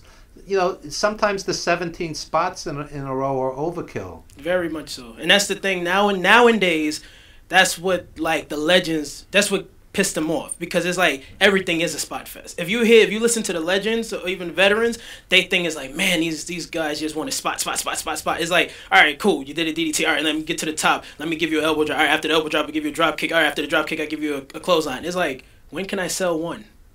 When can I sell your elbow drop? Right. When can I sell your spit? Like, you're just making me want to pop it. And it's true. It makes it unrealistic. Because back in the day... It starts to feel like a video game. Yeah, because back in the day, a clothesline would knock you out. Nowadays, a clothesline is you can just pop back up. And it's like, what? The finishes of the past are now just another move. Yes. And, super kicks, DDTs. I mean, you see these devastating moves off the top rope. And as an old school fan, I'll go, that's it. And then it's like, there's 17 more moves after that. And I'm like, well, doesn't that mean more? The guy's going through the air, landing like a ton of bricks. I mean, it's not convincing sometimes. Yeah, and then that's what like you said, that's what causes like upcomings for us to have to do more because it's like, oh man, like, you know, like you said, a match previous, they did like 17 moves. And then if I finish him with a one move that in the previous match, it didn't take him to finish. Right. You know, fans not buying into it. Yeah, They're like, oh, you should have did like 20 moves. They're like, why? That's a well, the devastating other thing move. is, in the old days, you would build towards the main event. Now, a lot of the matches start to feel the same. Yeah, and this is true. so they don't feel special. People don't care about their place on the card. Right. And Yeah. it's really, and then guys will be mad that, oh, why am I number one, or I got to steal the show right now. It's like, okay, there's levels, there's ways to handle things, there's ways to work, and like people just don't think about it. The first match, the opening match, should get the fans warmed up, excited, but it shouldn't be the best match of the night, because then it's kind of like it's going on a decline. Yeah. You know, Well, that hard was to like- build, right? That was like WrestleMania a few years ago when they had The Miz and Bryan and Seth Rollins for the Intercontinental title was the opening match, and then everything went downhill from there because they was such Yeah, it fell great- flat. Stole the show. entirely flat, and Yeah. it's like, well, okay, See, that doesn't make sense to me. now I don't have to waste the next 6 hours. Doesn't make sense to me. Which is true. But I mean, like I said, like going back to that, you know, the main thing is in this business, like it's like you said, it's cutthroat. So everybody's trying to be the best. Everybody wants to be the best. So like you said, nobody's thinking, okay, let's make this show. It's not just me. It's like making the show. We building a reputation for everyone. It's because if we want to promote the business for people to come back, you know, it takes a team effort sometimes, and people forget that. I think the smaller guys should study Rey Mysterio today, because he picks his spots, and everyone counts, and it's dramatic. You know, instead of boom, boom, boom, boom, boom, boom, boom all night, he has those 5 or 6 really dramatic spots, and they count. And you know, he has the psychology. He's been doing this forever. I saw Rey Mysterio as a kid in Tijuana. I mean, as a kid, Auditorio de Tijuana. Yeah. I mean, and I'm talking like early 90s. Yeah. You know, you're talking, 27 years later. Yeah, he's been out there a long time. People don't realize. He's like in his mid-40s, right? He's an older guy. Yeah. He's one of the older guys still doing amazing things. Yeah. And he started as a kid. Yeah. So I saw him like early, and what happens? You blow out the knee once, then you blow out the knee twice, then you blow, and eventually you have to slow down. I mean, what Ricochet's doing now, a lot of the old school fans don't appreciate him. I think he's awesome. Yeah, but eventually he's going to have to slow down, because you're going to get the first injury, the second injury, the third injury. He's not going to be able to move like that forever. But sincerely, I think we're getting to the point of Ricochet now, because it's not like that's all he is. Like he can wrestle. He can wrestle. He can actually speak. He can run a storyline. Like he can do everything. It's just his core competency right now is what he's doing in the ring, and it's fine. But people are going to. This time, 10 years from now, when it's he won't physically be able to do it 10 years from now. But he won't need to. I think he'll have to. I think that's the he's doing what he thinks he has to do now, and I think as soon as the main roster push already has been made, but when he's actually a significant guy who you know is going to be there for a decade, I feel like you're going to see. He's great. He'll be around. Yeah. He'll be around. He'll be a major star. And if WWE blows it with him, he'll go somewhere else and be big. He'll be important no matter what. Yeah. So I'll throw this out to Stephen Miller. Yes. As old school fans, I always find it almost upsetting. Somebody watch Ricochet and Will Ospreay and go, they're just spot monkeys, and that's not wrestling. That's a video game. And I'm like, that's unbelievable what these guys are doing, and you just don't appreciate it. And I don't want to hear from wrestling people. There's been no good wrestling since 1985. I don't want to hear from music people. There's been no good music since the 80s or 70s. Right. Come on. Well, I look at it like, we've actually had people in here who were like, I can't take it. And I'm like, I watch these guys, and I appreciate the athleticism, the nerve to get up and do that. I mean, look at what the Hardys do. Look at what they've done to their bodies. Look at what, like you said, Ricochet's doing. What, you can't appreciate that? What, you want to see someone in an armbar for 15 minutes? Yeah. I don't. Yeah, Ivan Putski in a 15-minute, armbar was not high art either. No, it wasn't. You ever hear the term beer goggles? You have a few beer, the ugly girl looks beautiful. It's like nostalgia goggles. Everything from like the 80s and the 70s was great. No, it wasn't. It wasn't. I look at the stuff that used to get me going in the 70s. Now I'm much older than you three guys, but when I was a kid in the early 70s, and I'd sit there on the edge of the couch because of what match was going on, and you go on the network now and I watch the same match and I'm like, yeah, it must have been 7. Like this is just really boring at this point, because you do get used to a certain way. And when done well, it's actually, as you say, an art form when done well. AJ Styles is such an artist. What this guy is doing, 95% of the guys in the 80s couldn't have touched. They couldn't have touched. Yeah. Dynamite Kid, maybe, Tiger Mask, some of those guys. But AJ Styles, I mean, that's an artist. And if somebody looks at that and goes, I don't like that, they're just being narrow-minded. Narrow-minded. I agree. I mean, you look at guys, and the guy was a great worker, according to people. I don't get it. But back in the 80s, Adrian Adonis, when he was thin, was great. No, what I'm saying is not when he was thin. He was just like a fat guy. And I'm like, who couldn't move? And it's like, well, I don't get the sentimentality behind it. It's pure sentimentality. Yes. I was watching the other day, somebody posted Madison Square Garden 1990. And they had Buddy Rose against Davey Boy Smith. Oh, Buddy Rose. I'm watching this. I'm watching this, and I'm like, this is depressing, because Buddy Rose is morbidly obese, and Davey Boy Smith is bloated beyond. He was dead 2 years later. I'm looking at this. I'm going. One guy's eating himself to death. The other guy's juicing himself to death. Yeah. And Buddy Rose in 1982, I saw him headline the Garden against Backlund, and I saw him against Pedro, and the guy was great. And now he's totally let himself go, whatever his demons were, and he's like, it's like a sad decline. And people tell me, oh, I love this, I like this gimmick, and I'm like, no, man, the guy was dying, and he'd be dead soon. It's not nostalgia; it's almost anti-nostalgia. Then they have Kerry Von Erich against Mr. Perfect, and Mr. Perfect was as great as anybody ever. Yes. As great as anybody. He'd be dead in a few years. Massive amounts of pills and steroids. And Kerry Von Erich put a gun in his mouth, put a rifle in his mouth.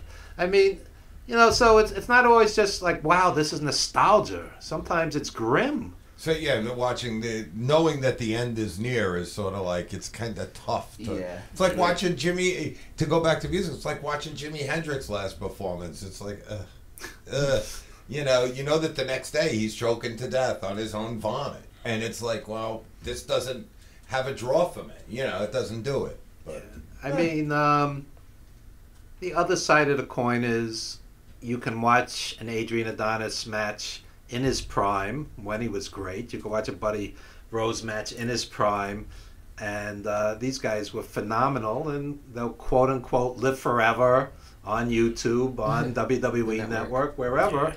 And I would see Backlund pretty much every month for his whole run, and I think the greatest Backlund match I ever saw was him and Adrian Adonis. It was unbelievable. They went 27 minutes. It was like a wrestling clinic when Adonis was in shape. This was like 81, 82, whatever.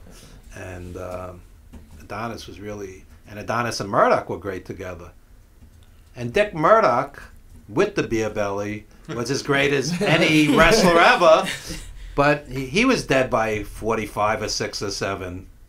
Dick Murdoch was great. A lot of these guys are just gone. It's so sad. It's rough. And they went young, and it's just the abuse. Brian Alvarez from Wrestling Observer news website, he wrote a piece on the SummerSlam pay-per-view 1990, and it's like, I forget the number, but a huge percentage of those guys are gone. And they said that would not be the same in the NBA, the NFL, Major League Baseball. Only wrestling. Yeah.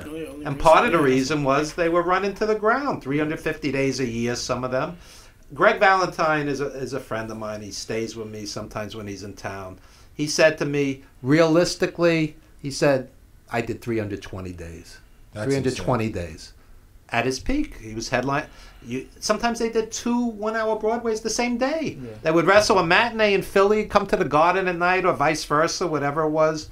2 one-hour matches a night. How are you not in pain? Yeah, there's no way around it. That's no way. part of the reason why I became a referee because there you go. Right. no, you guys brother greatness. A lot of times in training, because I played 4 years of high school football and baseball, so my body's taking quite a lot of damage at an early age. Yeah. And we'd be in training taking bumps and doing roll drills and these drills and that drills. And he'd look at me, he'd be like, "Alfred, you okay?" And I'm like, "Bro, like I could imagine if I was," because again they're training me as a wrestler, and I'm like, if I were to do this and do about 3 shows a weekend, my body would be shredded.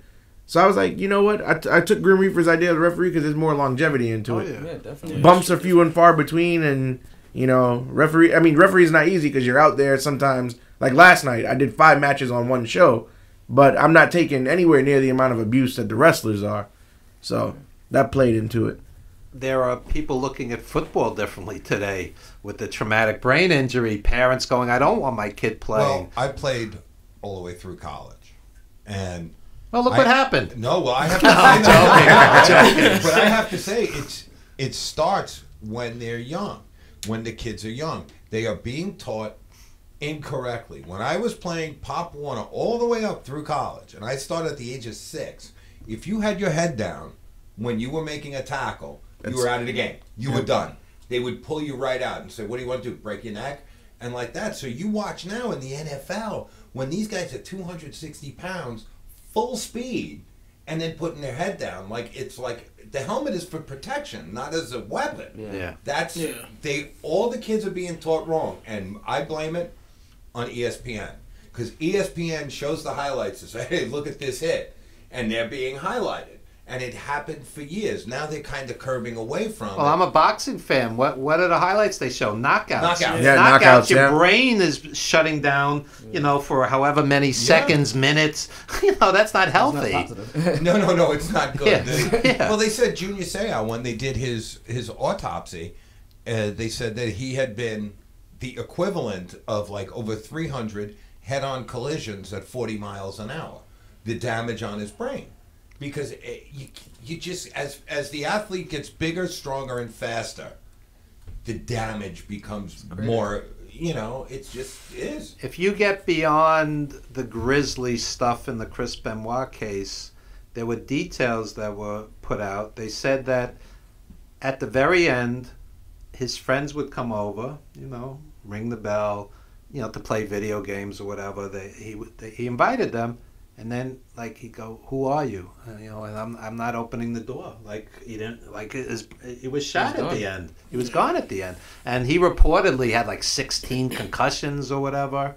And, none of this could be healthy. None of No. Yeah, No. not at all. Well, you see some of and you guys could attest to it more than I could. I see some of the mishaps every now and then, and you cringe. Yeah. When it's like, "Oh my God, that did not work out well," and you're like, "Holy Jesus, how is this guy getting up?" Yeah, prime example. Yesterday, myself, I'm an example. I know what you're about to say. Yeah, I took a move, and I landed on my shoulders before I literally took the whole bump.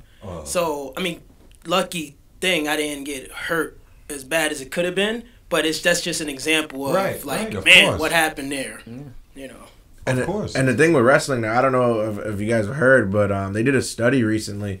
One regular back bump is the equivalent of being in a 30-mile-per-hour car accident. Yeah. So I'll tell you a funny story related to that. I was sitting with a friend who was a chiropractor one day at a wrestling show, and he says, "That's like a mini whiplash." He saw a move in the guy's back, and he goes, "That's a mini whiplash." So I would tell indie guys, if this is not a major show, choose your spots, because you don't want to wake up one day when you're our age on a cold, damp day and every bone in your body hurts.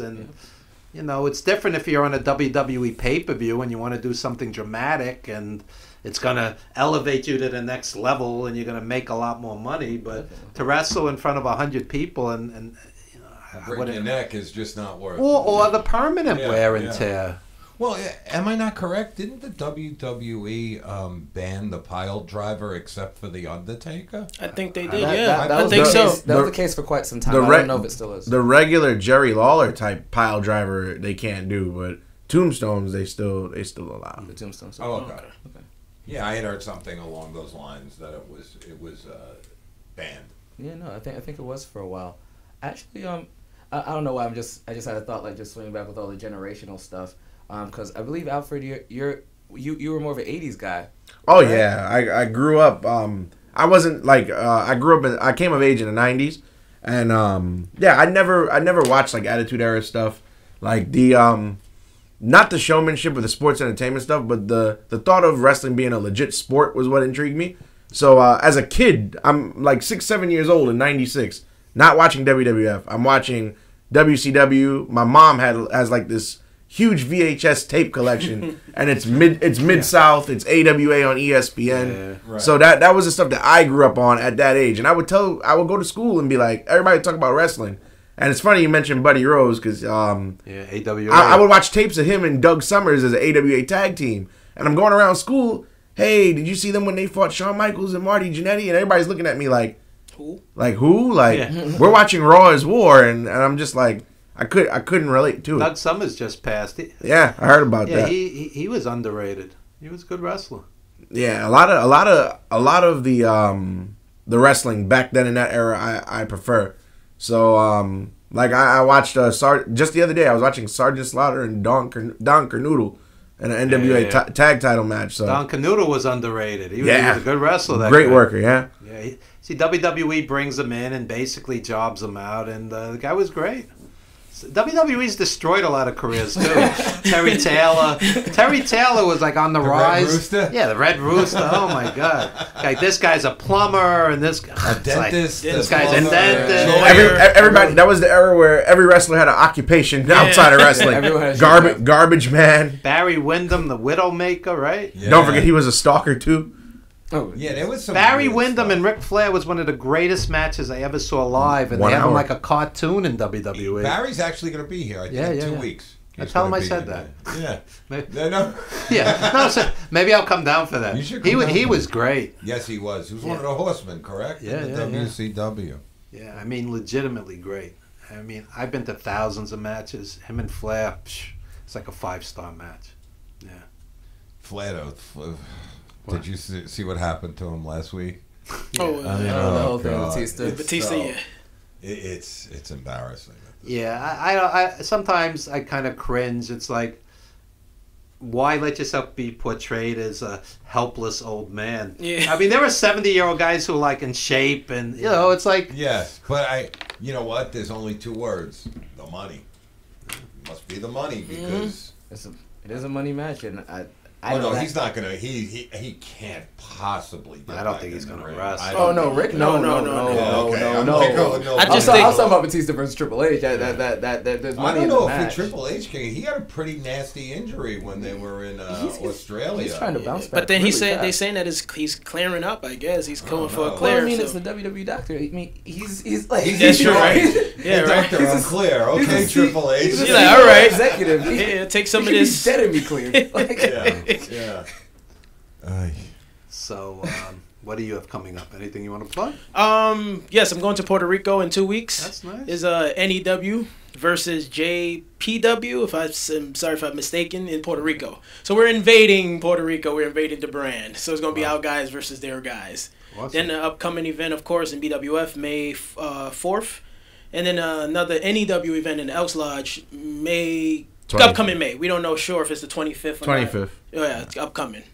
That's it for. I mean, that's all I have for now. I mean, I don't know if ACPW is having an event anytime soon, but most likely they will. CPW has events constantly. Yeah. Constantly. Gino's Facebook Yeah. is just a Yeah. ton of. Well, I mean, in Brooklyn. Right, Because I know they right, usually right. Jersey, Long Island, but Brooklyn is the Yeah. we don't know. I don't know when. Right. They have, of course, they had an event on Friday, and What was that? Is it Richfield Park still? no, it wasn't there. If it was there, I would have went. Okay. Yeah. It was like, yeah, I couldn't make it to that one. I wanted to, but I couldn't walk that far. Couldn't walk that far. So this just popped in my head.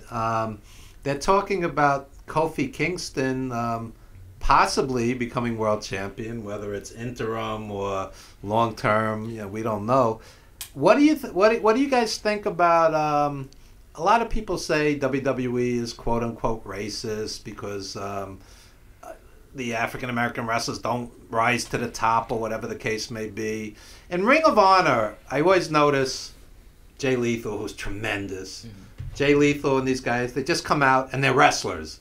It's not a gimmick. They just come out and it's not color, it's not race creed. It's just they're wrestlers. In WWE, they're rapping, they're dancing, they're Leo Rush. I don't know. You get what's your reaction to this? I'll go with that. All right, my opinion on it is like, I feel WWE feels like black people just can't be athletes in the sense of wrestling correction when it comes to wrestling. It's like it's got to be a gimmick portrayed behind it. Well, that's what I'm saying. Yeah, like it has to just be like like you said, it has to be a rapper, a dancer, some Bobby form of Lashley, they let him alone for a while, and then they had Leo Rush do it, who's kind of cartoonish. I mean, there's only one guy on their current roster who is African American, who doesn't have a stereotypical gimmick, Shelton Benjamin. Right. He's not even on TV like that. Yeah, so what's that tell you? And Shelton's a good worker. Great worker, yeah. Way beyond good. Yeah, that very is tremendous. Well, they made R-Truth into a clown. Yeah, They turned him into a clown. He's literally dancing in the middle of the match. Dance And break. he's a tremendous wrestler. Yeah. And now he's a champion having dance breaks in the middle of a match. So No, but I remember, but even at the WrestleMania, the ladder match, R-Truth's afraid of heights, and he's got to act the scared idiot climbing up the ladder, and it's like, ugh. You didn't know what type of match it was. You all that know, kind of stuff. he didn't know, what, this is a ladder, and it's like, wow. But he was an NWA world Wow, champion. you got to make him the stupid guy? Like, come on. And then even if I paid attention at the Royal Rumble, every black wrestler got eliminated, but like in an embarrassing fashion. Like it wasn't. Everyone got eliminated. I'm like, wow, really? It was like not even it was just, you got eliminated. In and out. But in an embarrassing fashion. It was like, Titus. I think he got the worst. The whole Titus thing is just crazy. They have a man that large and athletic, and it looks great on social media. It looks great in promotion. And the fans like him. The fans really does a lot of charity work. He during his whole time, the whole crowd's doing it with him. He comes out, he's repping beautiful things, and they clown him. Smile. Yeah, and they clown him out. Like that's a man. Well, going back a bit, they said that Titus put his arm around Vince, and Vince didn't like it. Oh yeah, you remember that story? Yeah. What's that all about? Because it was like he was supposedly, what I heard, or the stories I was watching, was that he was just trying to make him like let Stephanie go ahead of him, because I think Vince was just trying to was going ahead of Stephanie, so Titus was just like, hey, let Stephanie go, and that pissed Vince off. That's the story I heard. I don't know how true it is. I don't know. It seemed like Vince got a little issue. I mean, it seems like it to me. I mean, I don't want to put words in anybody's mouth, but I go back, 50 years basically, and I remember all of a sudden Tony Atlas is Samba Simba. And I'm like, what kind of stereo? All of a sudden, Tito Santana's a matador. El Matador, yeah. And I'm like, how many ridiculous stereotypes, negative stereotypes, are we gonna portray? are we going to put out there? Well, it's funny because it was solely to Hispanic and African Americans, because you didn't see an Italian guy dressed up in a pizza delivery outfit. You didn't see an Irish guy really, except for the dwarf dressed up like a leprechaun or anything. But they did dress him as a leprechaun. Yeah, the dwarf, well, you have to. I mean, that's a given. I'm sorry, but I can't even get mad at Vince for that. Like, it's a natural. I feel like a lot of it's so case by case, but it's just like Leo Rush. I feel like Leo Rush is a lot like me. Like even the fans will sit down and start calling me Leo Rush during my matches. And he's a small dude. He's kind of silly. Like he's an amazing athlete, but if they want to use him that way, is what it is. But you have a guy like Bobby. Like, you don't need a gimmick Bobby. He's a monster. Not at all. He's one of the most intimidating looking men in the whole. Exactly. What I don't understand is UFC is so huge. Why don't you have Lashley against Lesnar? Yeah, that's been that should main event We're WrestleMania. begging for it. Yeah, it's just like I'm like Lesnar can't. I mean, those are two legit guys. Yeah. I pay to see that. Yeah, and it's not like Ahmed Johnson was. Ahmed Johnson. It's not like with him that it's like you tried and then it just kind of blah. Yeah. Like Bobby was having a really good run with it. Bobby's a better wrestler than he Ahmed is. Johnson. Vastly legitimate. Him, Shelton, Titus, who I will always get on my high horse over Titus O'Neil. I don't understand how he's not a prevalent part of the storyline at all He's times. not the most charismatic guy, but he's not. big and he can wrestle, and the fans like him. He There's can more speak. positives than negatives. Not all these. Not, a lot of wrestlers can't talk. No, Put him in a position to win. Like he gets along with people backstage. It's obvious when he's working with other individuals. All these people aren't going to work with you on camera that well if you weren't personable. There's something there. Use it. I'm not saying put title on him tomorrow. Like, slow burn. Let's take some time. Let's build him up. He's going to stay with the company for a decade. He's not getting fired. Use him. So looking at all the pieces to the puzzle, do you think there's racism, if not intentional, subconsciously? Honestly, I would say yes. I mean, since the beginning of time, well, not beginning of time, but as far back as I can remember, WWE goes back to the caveman days. Like- Feels like it's, like really does. even if you look at 70s, 80s, 90s, you see a lot of stereotypical, like something that sticks out to me. Men on a Mission, they were a rapping tag team with a rapping manager even. Kamala he was here. He came on my show. Oscar was here. Yeah, Wow. yeah. Nice guy. Even Kamala, for example, like every time. Kamala had the gimmick pre-WWE though. Yeah, but I'm just like, I don't know, like from you take a guy who's like as American as can be from down south and make him a Ugandan giant. Jerry Lawler made that. Yeah, complete with a handler, 2 handlers at that. I'm just like, wow, and to the point where the character was so intricate, he couldn't even pin a guy. He had like I've seen matches of Kamala. The guy's laying on his stomach. He's trying to pin him. Like they're trying to portray that he's actually a savage from the wild. So I'm like, a lot of these gimmicks, or even Coco Beware when they put him in high energy, they threw baggy clothes on him and all this other type of stuff. So How does Coco feel about this? I'm like, He'll be here. He'll be You here could in ask 2 him. weeks, so I'm going to ask him. We gotta find out. Well, I'm actually not going to ask him. I'll let Monty ask him. In the in the Mid-South and other areas, Coco was a main event guy. Oh, and yeah. It wasn't as cartoonish. and then and not even just wrestlers, like even African American managers, like Slick is another example. I watch footage. Not too stereotypical, Slick. No. Right. He had Jerry curl juice dripping down his suit when he would walk out there. So, and then even like and I mean, you could say anything is quote unquote entertainment, and like I said before, there was always the ethnic heroes, Right, of course. of every, and they all kind of played the stereotypes, but it just seems like if you throw in the factor that Vince doesn't make these guys the champions or the main guys, then you have to kind of question it. Yeah, because all right, prime example, let's go years back, like Booker T. Like when he finally got a world heavyweight title shot, it took him like years to get that title shot again. And he didn't even get a chance to be WWE champion technically. He was world heavyweight champion. Not that there's nothing wrong with it, but he still didn't even technically get the big title. He just got the world heavyweight title. So it was like, yeah, we giving you something, but not what not all of it. Ron Simmons in WCW, he came out as an athlete, not as a cartoon character or stereotype, and I thought it was great. He came out as a serious athlete like they do in Ring of Honor. I mean, I don't see why you need... Damn. Yeah. Well, that's a little cartoonish, but I'm saying in WWE. But in WCW, he came out... I love the reaction because it's a natural reaction. Whenever he bellowed it out, everybody just went like that. Like, it was so shocking that it's like... his Nation of Domination stuff I thoroughly enjoyed. Like, that was the first... especially because we're on this subject... That was the first time you could take a race-specific gimmick and put it on a guy. And he would cut promos about...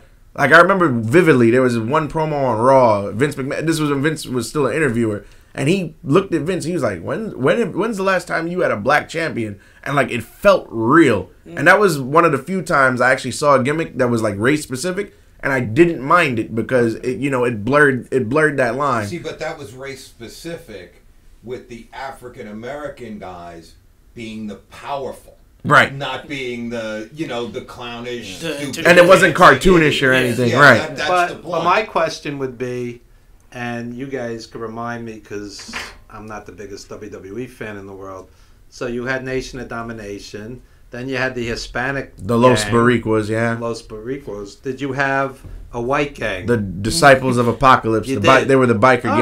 right, all right. So And then they even and took that's it. kind of fair. They even took it. They even took You it. had those two, then you had everybody else as the white gang. That was And pretty much it. they took it one further and made an apartheid group, the Truth Commission, in the same era. So, yeah, that was the. Then in WCW you had Aces and Eights, which had like 87 members. That got a little ridiculous also. Well, that was like the NWO. It was like The NWO. You watch it and you're like, Yeah. oh, wait a minute. Oh yeah, They have no one left to fight. That's They're all, right. the There's ring no would one there fill to up, save and I'm it, like, yeah. are they gonna bring poor Diamond Dallas Page out again to get beat up?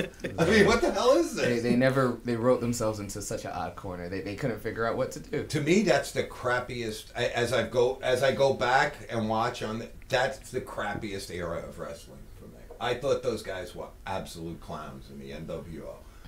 We were saying earlier this morning. Yeah, WCW really went down the toilet at the end. A bunch of 40 to 45-year-old white guys walking around like thug life, and it's like, oh, stop already, will you? It was.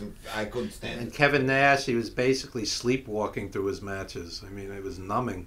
Yeah, Numbing. It was- they were mind numbing, and their promos was stupid. Everyone claims about watching Hulk Hogan mug for the camera like he was a gangster. He's a balding going on 50 man.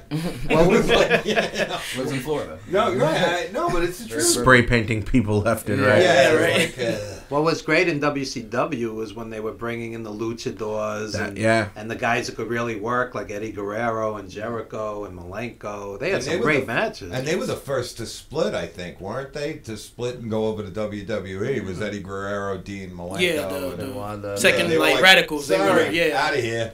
You know. To this day, I say the greatest ECW match ever was when Guerrero and Malenko had that The one draw, match. yeah. Mm-hmm. Yeah, that was art. That was art. So, anything anybody else wants to plug? We're running out of time. Anything? Well, you bit wanna plug? bit of advice for anybody who's. It's funny you mentioned those luchadors. I tell other people who are thinking about being referees or if they want something to study, watch those WCW cruiserweight matches. Those are great for refs. You'll learn a lot as a ref by watching that type of stuff. Okay. I guess if we're going to talk about learning or anything like that, Trifecta Academy, coming out with the second version of their massive tryout involving a tremendous amount of companies, SWF Pro Wrestling After Dark, Outbreak Wrestling out of Pennsylvania, which I loved working for. I think everyone should at least attempt to get on there, Brawl, etc. I just want to say you guys are all far too normal for the wrestling business. Yeah, right? These guys. too normal, sane, and intelligent. That's right. I gotta be honest. Yeah. Normal adjacent. These guys are either going to rise to the top or just one kinda- extreme or the You're other. going to be writing for the WWE soon. Like, wait, these guys are too intelligent. We must hire them. and it's weird because like people will watch my stuff and they're like, he's doing some very. It's crazy because we just had this whole conversation involving Grace and the gimmicks I've done. Like I've been I still technically am part of a group called Omega Black that's focused on black excellence. Like I am a wrestling Christian screaming hallelujah in a Nice. very like. So people could see me and be like, what do they have this guy Brother Greatness doing acting like the black preacher? It's like this is what he wanted to do. So let me throw this out here. Take it on a different tangent. Steve, feel free to jump in. Yes. As somebody very religious and spiritual, and that's part of your in-ring persona, I'm sure as you go through the cesspool that is the wrestling business, you're going to see things that horrify you. How do you walk that line where, you're still one of the guys, but at the same time, distance yourself from things you may find unsavory? It's the same thing as regular life. Like the way I see it, it's not like Well, yes and no. If you're in a dressing room and stuff's happening, and to be fair, I don't remember the last time I've really been around like really like someone getting ready to snort and stuff. I guess it's the locker rooms I've been in have been very well run by the promoters. it's more weed. It's more weed at this point. Yeah, at this point now, but you'll still run into a thing or two here and there. But it's been years since I've run into anything really nuts. The best thing to do is be you. Like, I don't have anything to do with that. Like, I'm not gonna be the guy to be like, hey, everyone line up, what are you doing? And then it's like, you're gonna live your life. But if you bring me into it, or it like the police show up and they're like, we're arresting everybody because of this, I'm just like, listen, that wasn't me. That's what it is. So I'm gonna separate myself from it to a degree. If someone brings it to me, it's not what I do. If you ask for my opinion, you'll get it. So let me shift this. My very dear friend Tiger Khan, the late great Tiger Khan, they wanted. He was Trinidadian and Indian, and they wanted to bring him into ECW as 7-Eleven Dudley, with a stereotypical, Indian gimmick that was demeaning, and he said, "No, I'm not going to do that."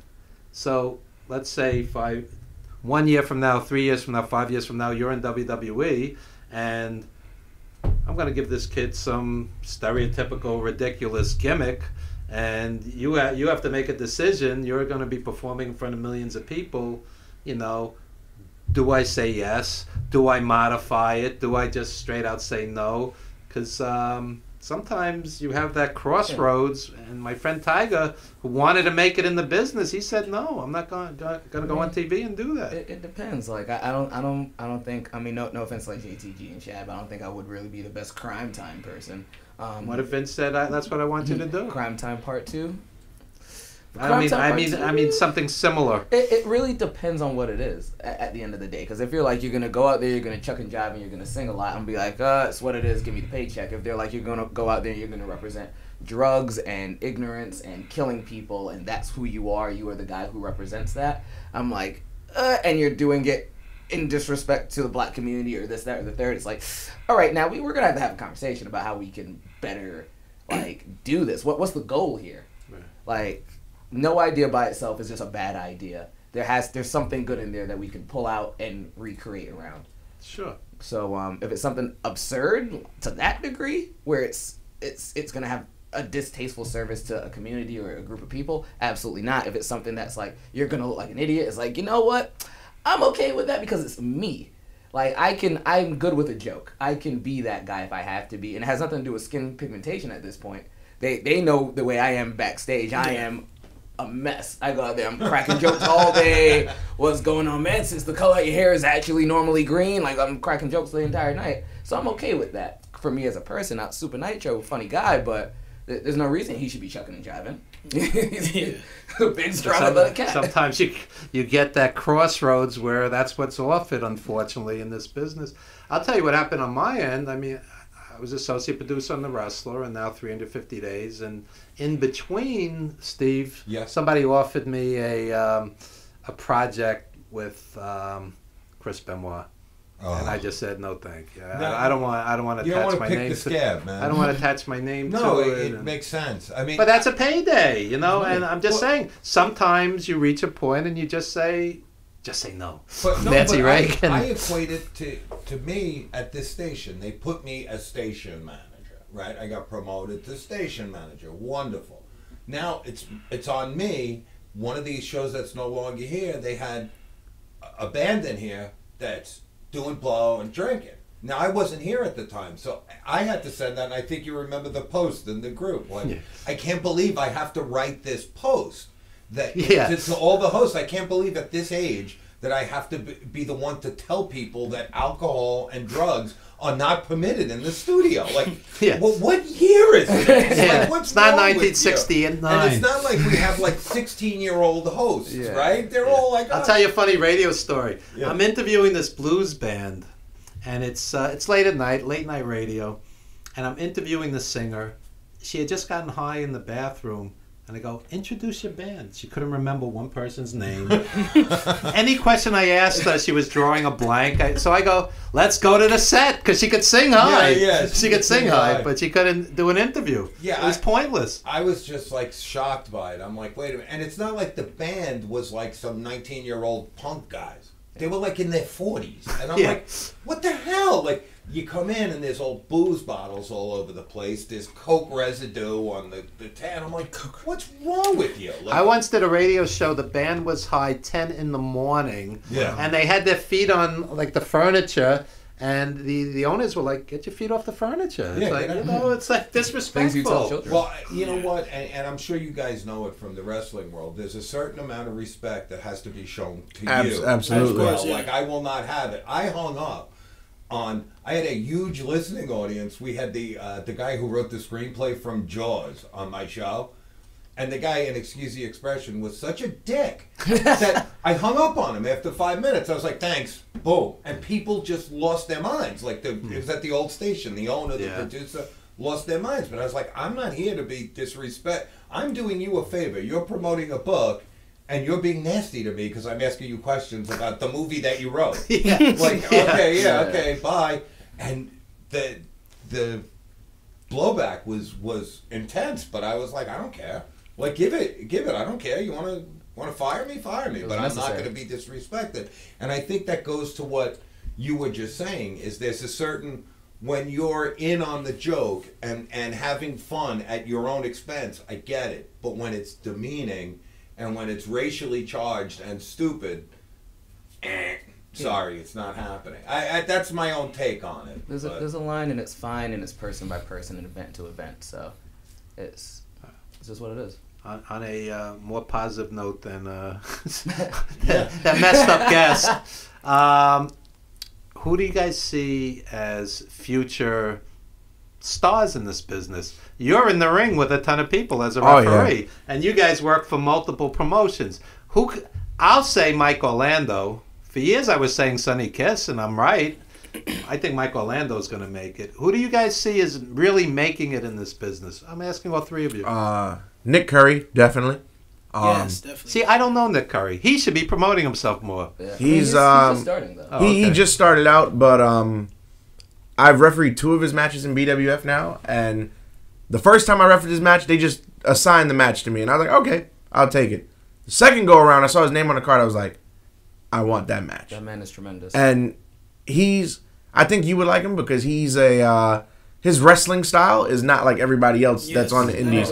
Incredible. Yes. Like he is a catch can old school wrestler's wrestler is the best way to describe that kid. Sometimes the best gimmick is not having a gimmick. Just be great. Just wrestle. Yes. Yeah. What's his dad and grandfather's name again? Bull Curry's his grandfather. Fred Curry so is his he has father. the DNA. Yeah. Fred Curry was legit too. He wasn't as big a star as his dad, but he was legit. Yeah. And when I see him, I think of like shooters. Like Fred Curry made it to WWE mid '80s. Yeah, brief. Yeah.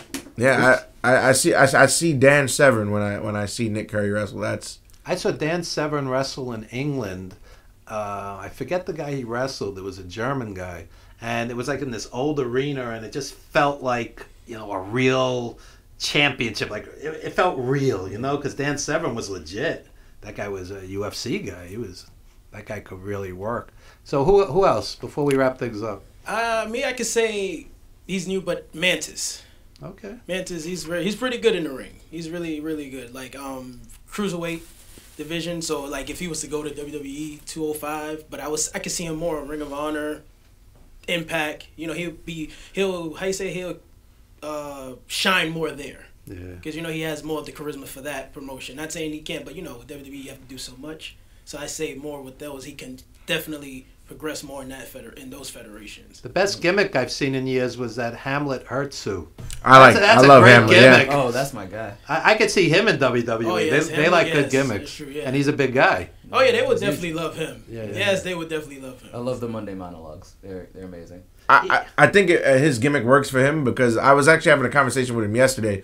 He just loves Shakespeare. Like that's his. Yeah, it's legit. Yeah, it's well, Vince always says it's legit an the best extension characters. of himself. It's an extension, and this guy's a Shakespearean actor, and He's also like 6'3" and like 260. and he's in shape. That doesn't hurt. Yeah, and he's a legitimate wrestler. Yeah, Vince will love him. Yeah, Vince would sign him right away. He needs to get a tryout. So anybody else? Yeah. Here's your chance to put over quality people. A good friend of mine, Gabriel Sky. I think he's. I was thinking the same thing. He's gonna go places too. I believe. Yeah. He's a cruiserweight, and he can wrestle you and he can fly. So he's not pigeonholed to just one particular style. Very good wrestler. Just worked Beyond. Wrestled in Barclays Center. That whole the rap thing. I forget. Which rapper was that? ASAP Rocky. There you go. He wrestled this guy wrestled at a rap concert. Really? He and Earl Cooter. Yeah. Really? Yeah, They're the only 2 non-WWE wrestlers to ever wrestle in Barclays Center. Yeah, Interesting. that's true. Yeah, Interesting. Wow. Anybody else? Steve, you go to Indies at all? I do not. I actually, when I don't have to, I try not to leave the house. Really? No, you know what? As I get older, and I say this, it'll hit you guys. The lure of the live event loses something. Well, I was at the Barclays last night for boxing, and it took 2 hours to get home. You know, the G train and the E train, and it's like, it wears you out. Yeah. And I slept like 4 hours and got back up and traveled here. Well, I was telling you last week, I went and met my daughter in the city, went to a Broadway show and dinner, and then got in a fight on the railroad on the way home because some jackass was spewing some really nasty racial stuff, and there's this poor woman and her children sitting right across from me, and I'm like, my God, I hate white people. Like, why are you such a jerk? And it's exhausting to me now. It's just, I would rather stay home. And this is an ex-cop saying that. Well, I've always, hey, I don't care either way. No, but I'm just saying, people have this stereotype about cops as well. I've had friends and family who are cops. I've known good cops and bad cops. Yes. So when people make the generalities that all cops are racist, Can't make that statement. Even all conservatives are racist. Chris Michaels is conservative. He's married to an African. No, she's from Guyana. She's from Guyana. Yeah. So, I mean, how could you say all conservatives are racist? And I'm a liberal saying this. You can't make an all statement. You can't make a generalization at all. It's just, it becomes silly at that point. Like, and to say and the thing I hate most is when people say, I don't see color. I absolutely see color. And you know what? If I don't see color, then I'm negating your history. I'm negating my history. Yeah. But it's not like I see color as a good or bad thing. It's like, oh, that's what it's just like what it is. Who cares? It's like you're a religious guy. After the 87th pedophile priest article, what about all the priests that are doing good in the world, that are helping the poor? How about some of those articles? Well, I got a lot of heat over one of the shows we did because I grew up in the Catholic school system, right? And I'm like, what's wrong with me? I was an altar boy all those years. No priest ever came on. What the hell's wrong with me, Father? You weren't their cup of tea? Father, how can I improve myself? I had my Bobby Sherman records, my box of wine. I was all ready. I don't know. I used to love to go to St. Peter's Church, the jazz church, and I'm Jewish. And the priest was just a wonderful guy, man. Just help anybody. And Pastor Genzel, the jazz church, St. Peter's. Church. Sundays they have services, jazz services, and when jazz artists die, they have the memorials there, and it's the church for the jazz artists.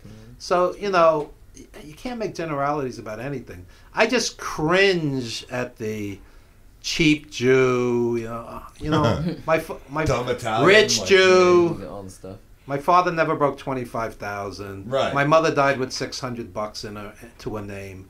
And she would give anybody her last dollar. So, I really don't want to hear the cheap Jew stuff. And there's stereotypes for everybody. Well, and that's what it is. It's a stereotype. Well, that's it. I get the Irish-Italian one. I'm a drunken idiot. Meanwhile, I don't drink, and I went to Colombia. So much for those stereotypes. I guess I'm the drunken idiot. Yeah. I have some Chinese friends who are terrible drivers. No, really. But I have some Chinese friends who are good drivers, really so that's drivers. A stereotype too. So, no, really, seriously. Everything anyway. Typecast and stereotyped. Everything. Yeah. Everything. And it's unfortunate that people don't look at each other as people.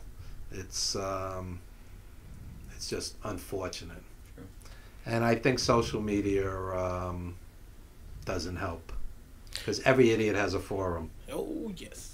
Yeah, that is true. We've seen most of them, haven't we? The amount of blocking and unfriending I do from time to time is you are the king of it. Outrageous. No, I know who's the king of it. My friend Chris Anino, who's a filmmaker, he's blocked 450 people. Wow. That's pretty impressive. Right, which means he's had at least 450 arguments. Well, I do this now. I'm just like, if someone posts something that's extremely far right, I don't need you anymore. Then the next guy's like, extremely far left, where it's both sides, where it's totally irrational, and I'm like, unfriend, because I just don't want to see it anymore. When there's arguments, when it's a rational argument, even if I disagree with it, I'm not gonna unfriend that person, but when it's like, you know what, I have one guy who I got rid of, and trust me, I'm not a Trump guy, but if Donald Trump cured cancer, he'd protest to have cancer. That's how much he hated the president. And I'm like, just stop. I can't anymore. Your hate is just. Well, what I find ridiculous, and believe me, I'm not a big Trump fan, when they go, Trump is Hitler. I go, no, Hitler was Hitler. Hitler killed over 10 million people. Yeah. Trump didn't throw babies in ovens. Trump said mean things. Like, there's a really big difference here. And believe me, I'm not a Trump guy. I'm not either, but the man isn't the devil. Like, he's not killing millions of people. He's just pissing off millions. We've agreed on this for 2 years, and I've been like, and you had a guest in who was like, Trump's a Nazi, and at the old place, and I was like, no, he's not. Yeah, he really isn't. And when you do that, what you're doing is you're negating the suffering of those who suffered under Nazis. You're negating the struggle that the people who overcame the Nazis by saying that this jackass is a Nazi. And he's a jackass, but he's not a Nazi. You gotta separate it out. There's a big void between jackass and Nazi. I had 40 members of my family killed during the Holocaust. Right. 40. So if Trump, if my tax refund is $12 less, it's not the equivalent. I'm not a fan of Trump, but he's not Hitler. It's not the equivalent of killing my family. That's right. Yes. And on that happy note, yes, but I still want my $12 back. That's right. Anyway, so any last plugs? We're gonna wrap it up this time for real. I definitely. I'm not gonna tangent this time. I promise. April 13th, SWF, the tryout, and Mega Slam, massive show. They always do well with it. Really shouldn't miss it. Out of New Jersey, forget the specific town. I don't know if you happen to have that on deck. I'm not sure. Sayreville. Sayreville, thank you. Bless. April 20th, MAW out of Pawtucket, Rhode Island, 1 p.m. That's also a Saturday, April 27th. The return of Rampage Pro Wrestling after a long hiatus of about 5 months.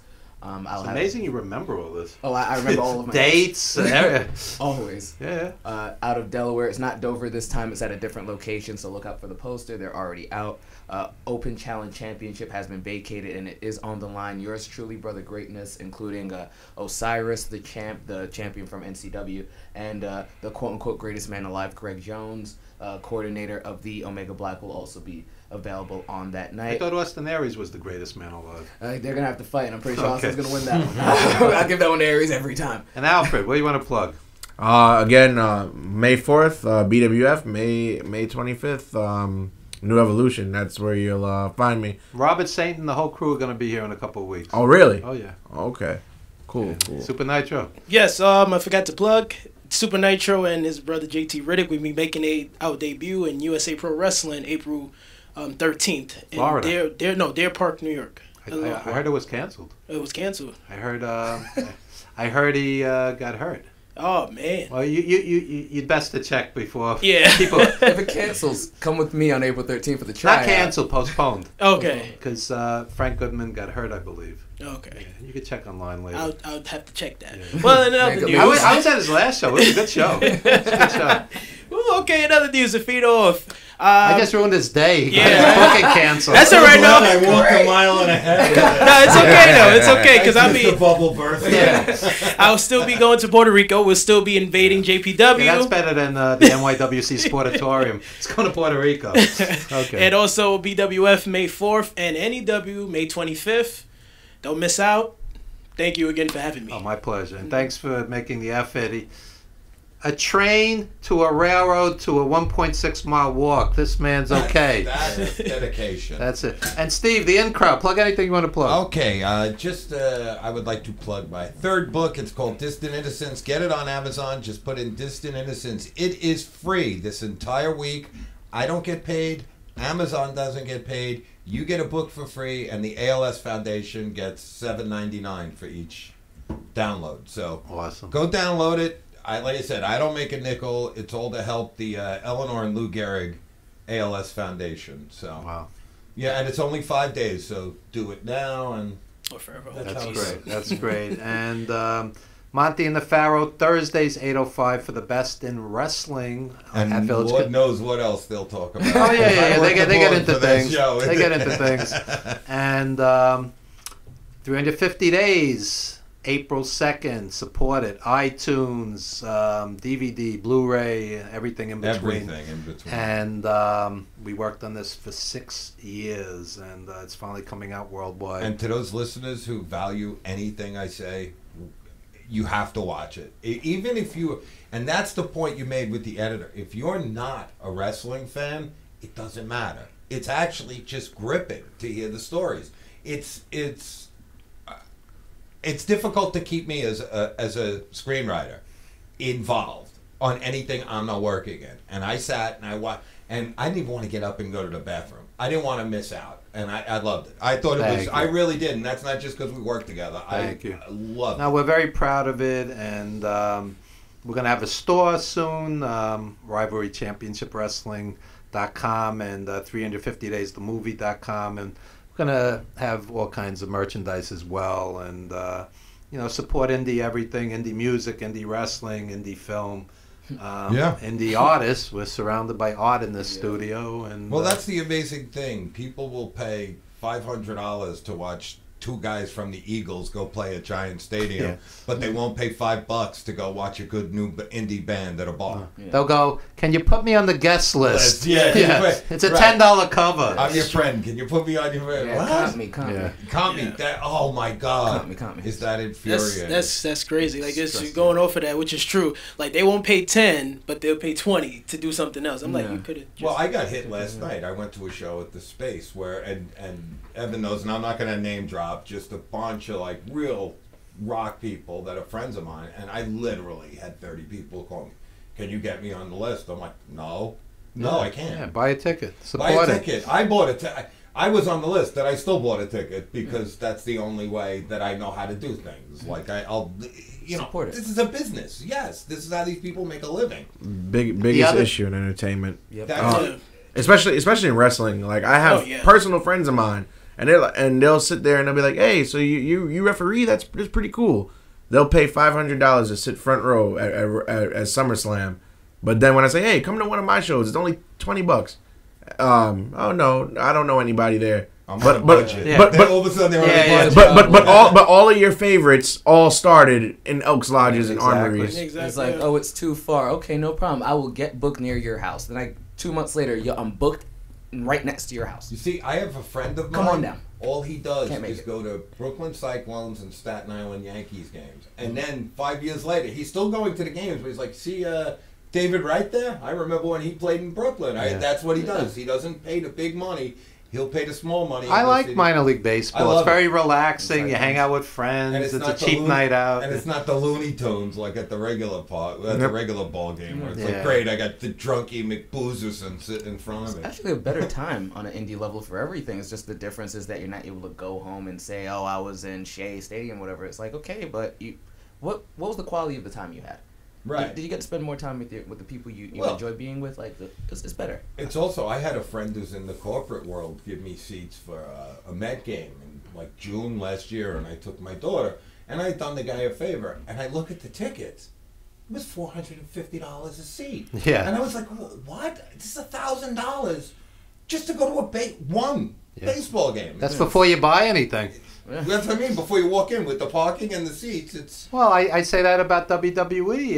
If you take a family of 4, insane. Mom, dad, and 2 kids, and the kid wants some gimmicks, and the other kid wants some food, you're looking at hundreds of dollars. $650. Basically. I went ridiculous. I went to a Ranger game again with my daughter, and we paid for forget the seats, but we walked up 2 chicken sandwiches, 2 fries, a soda for her, and a beer for me, $75. And I'm like, they'll do it. It's a concession stand. Like, I get it. It's like they're giving out jewelry. If I'm at Wolfgang Puck's though, I get it. But at Madison Square Garden chicken sandwich stand, I wasn't. I was online yesterday at the Barclays, and the guy next to me asked, "How much is the soda The large soda was $13. It's soda. So I was tempted to say, I'll never be that thirsty. $13 for soda. Yeah, that's Must never need soda again. I'm going to walk over to the water fountain before I buy a $13 soda. Ridiculous.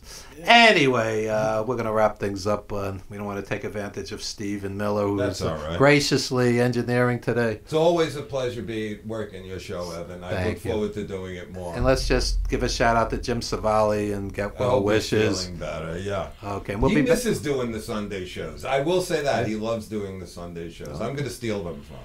All right. And we'll be back next week with more wrestling. We're going to have all wrestling this month as we promote 350 days. Thank you, folks. Thank you, everybody. I know. Thank you. Pleasure. Yep. Thank you, pleasure. Thank you so much. Thank you. All right.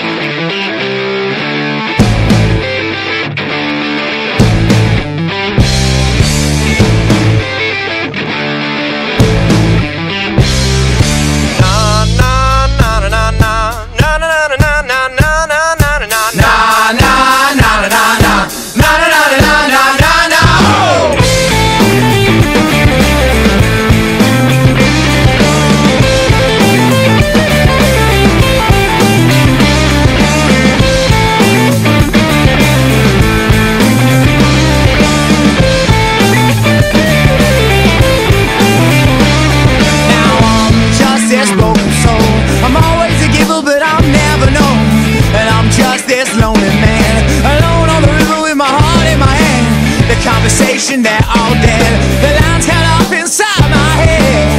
I left here like a broken man with no idea of where I stand. Oh, my mind clears.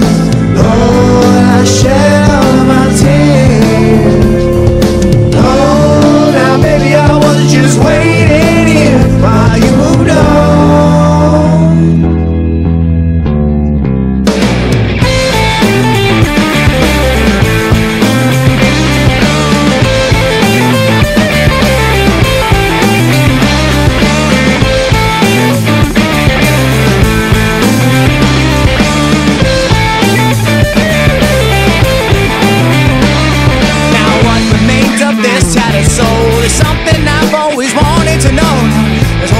Security, this newfound freedom you kept from me.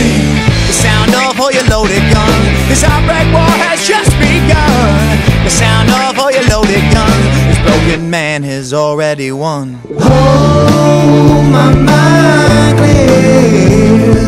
Lord, I shed all my tears.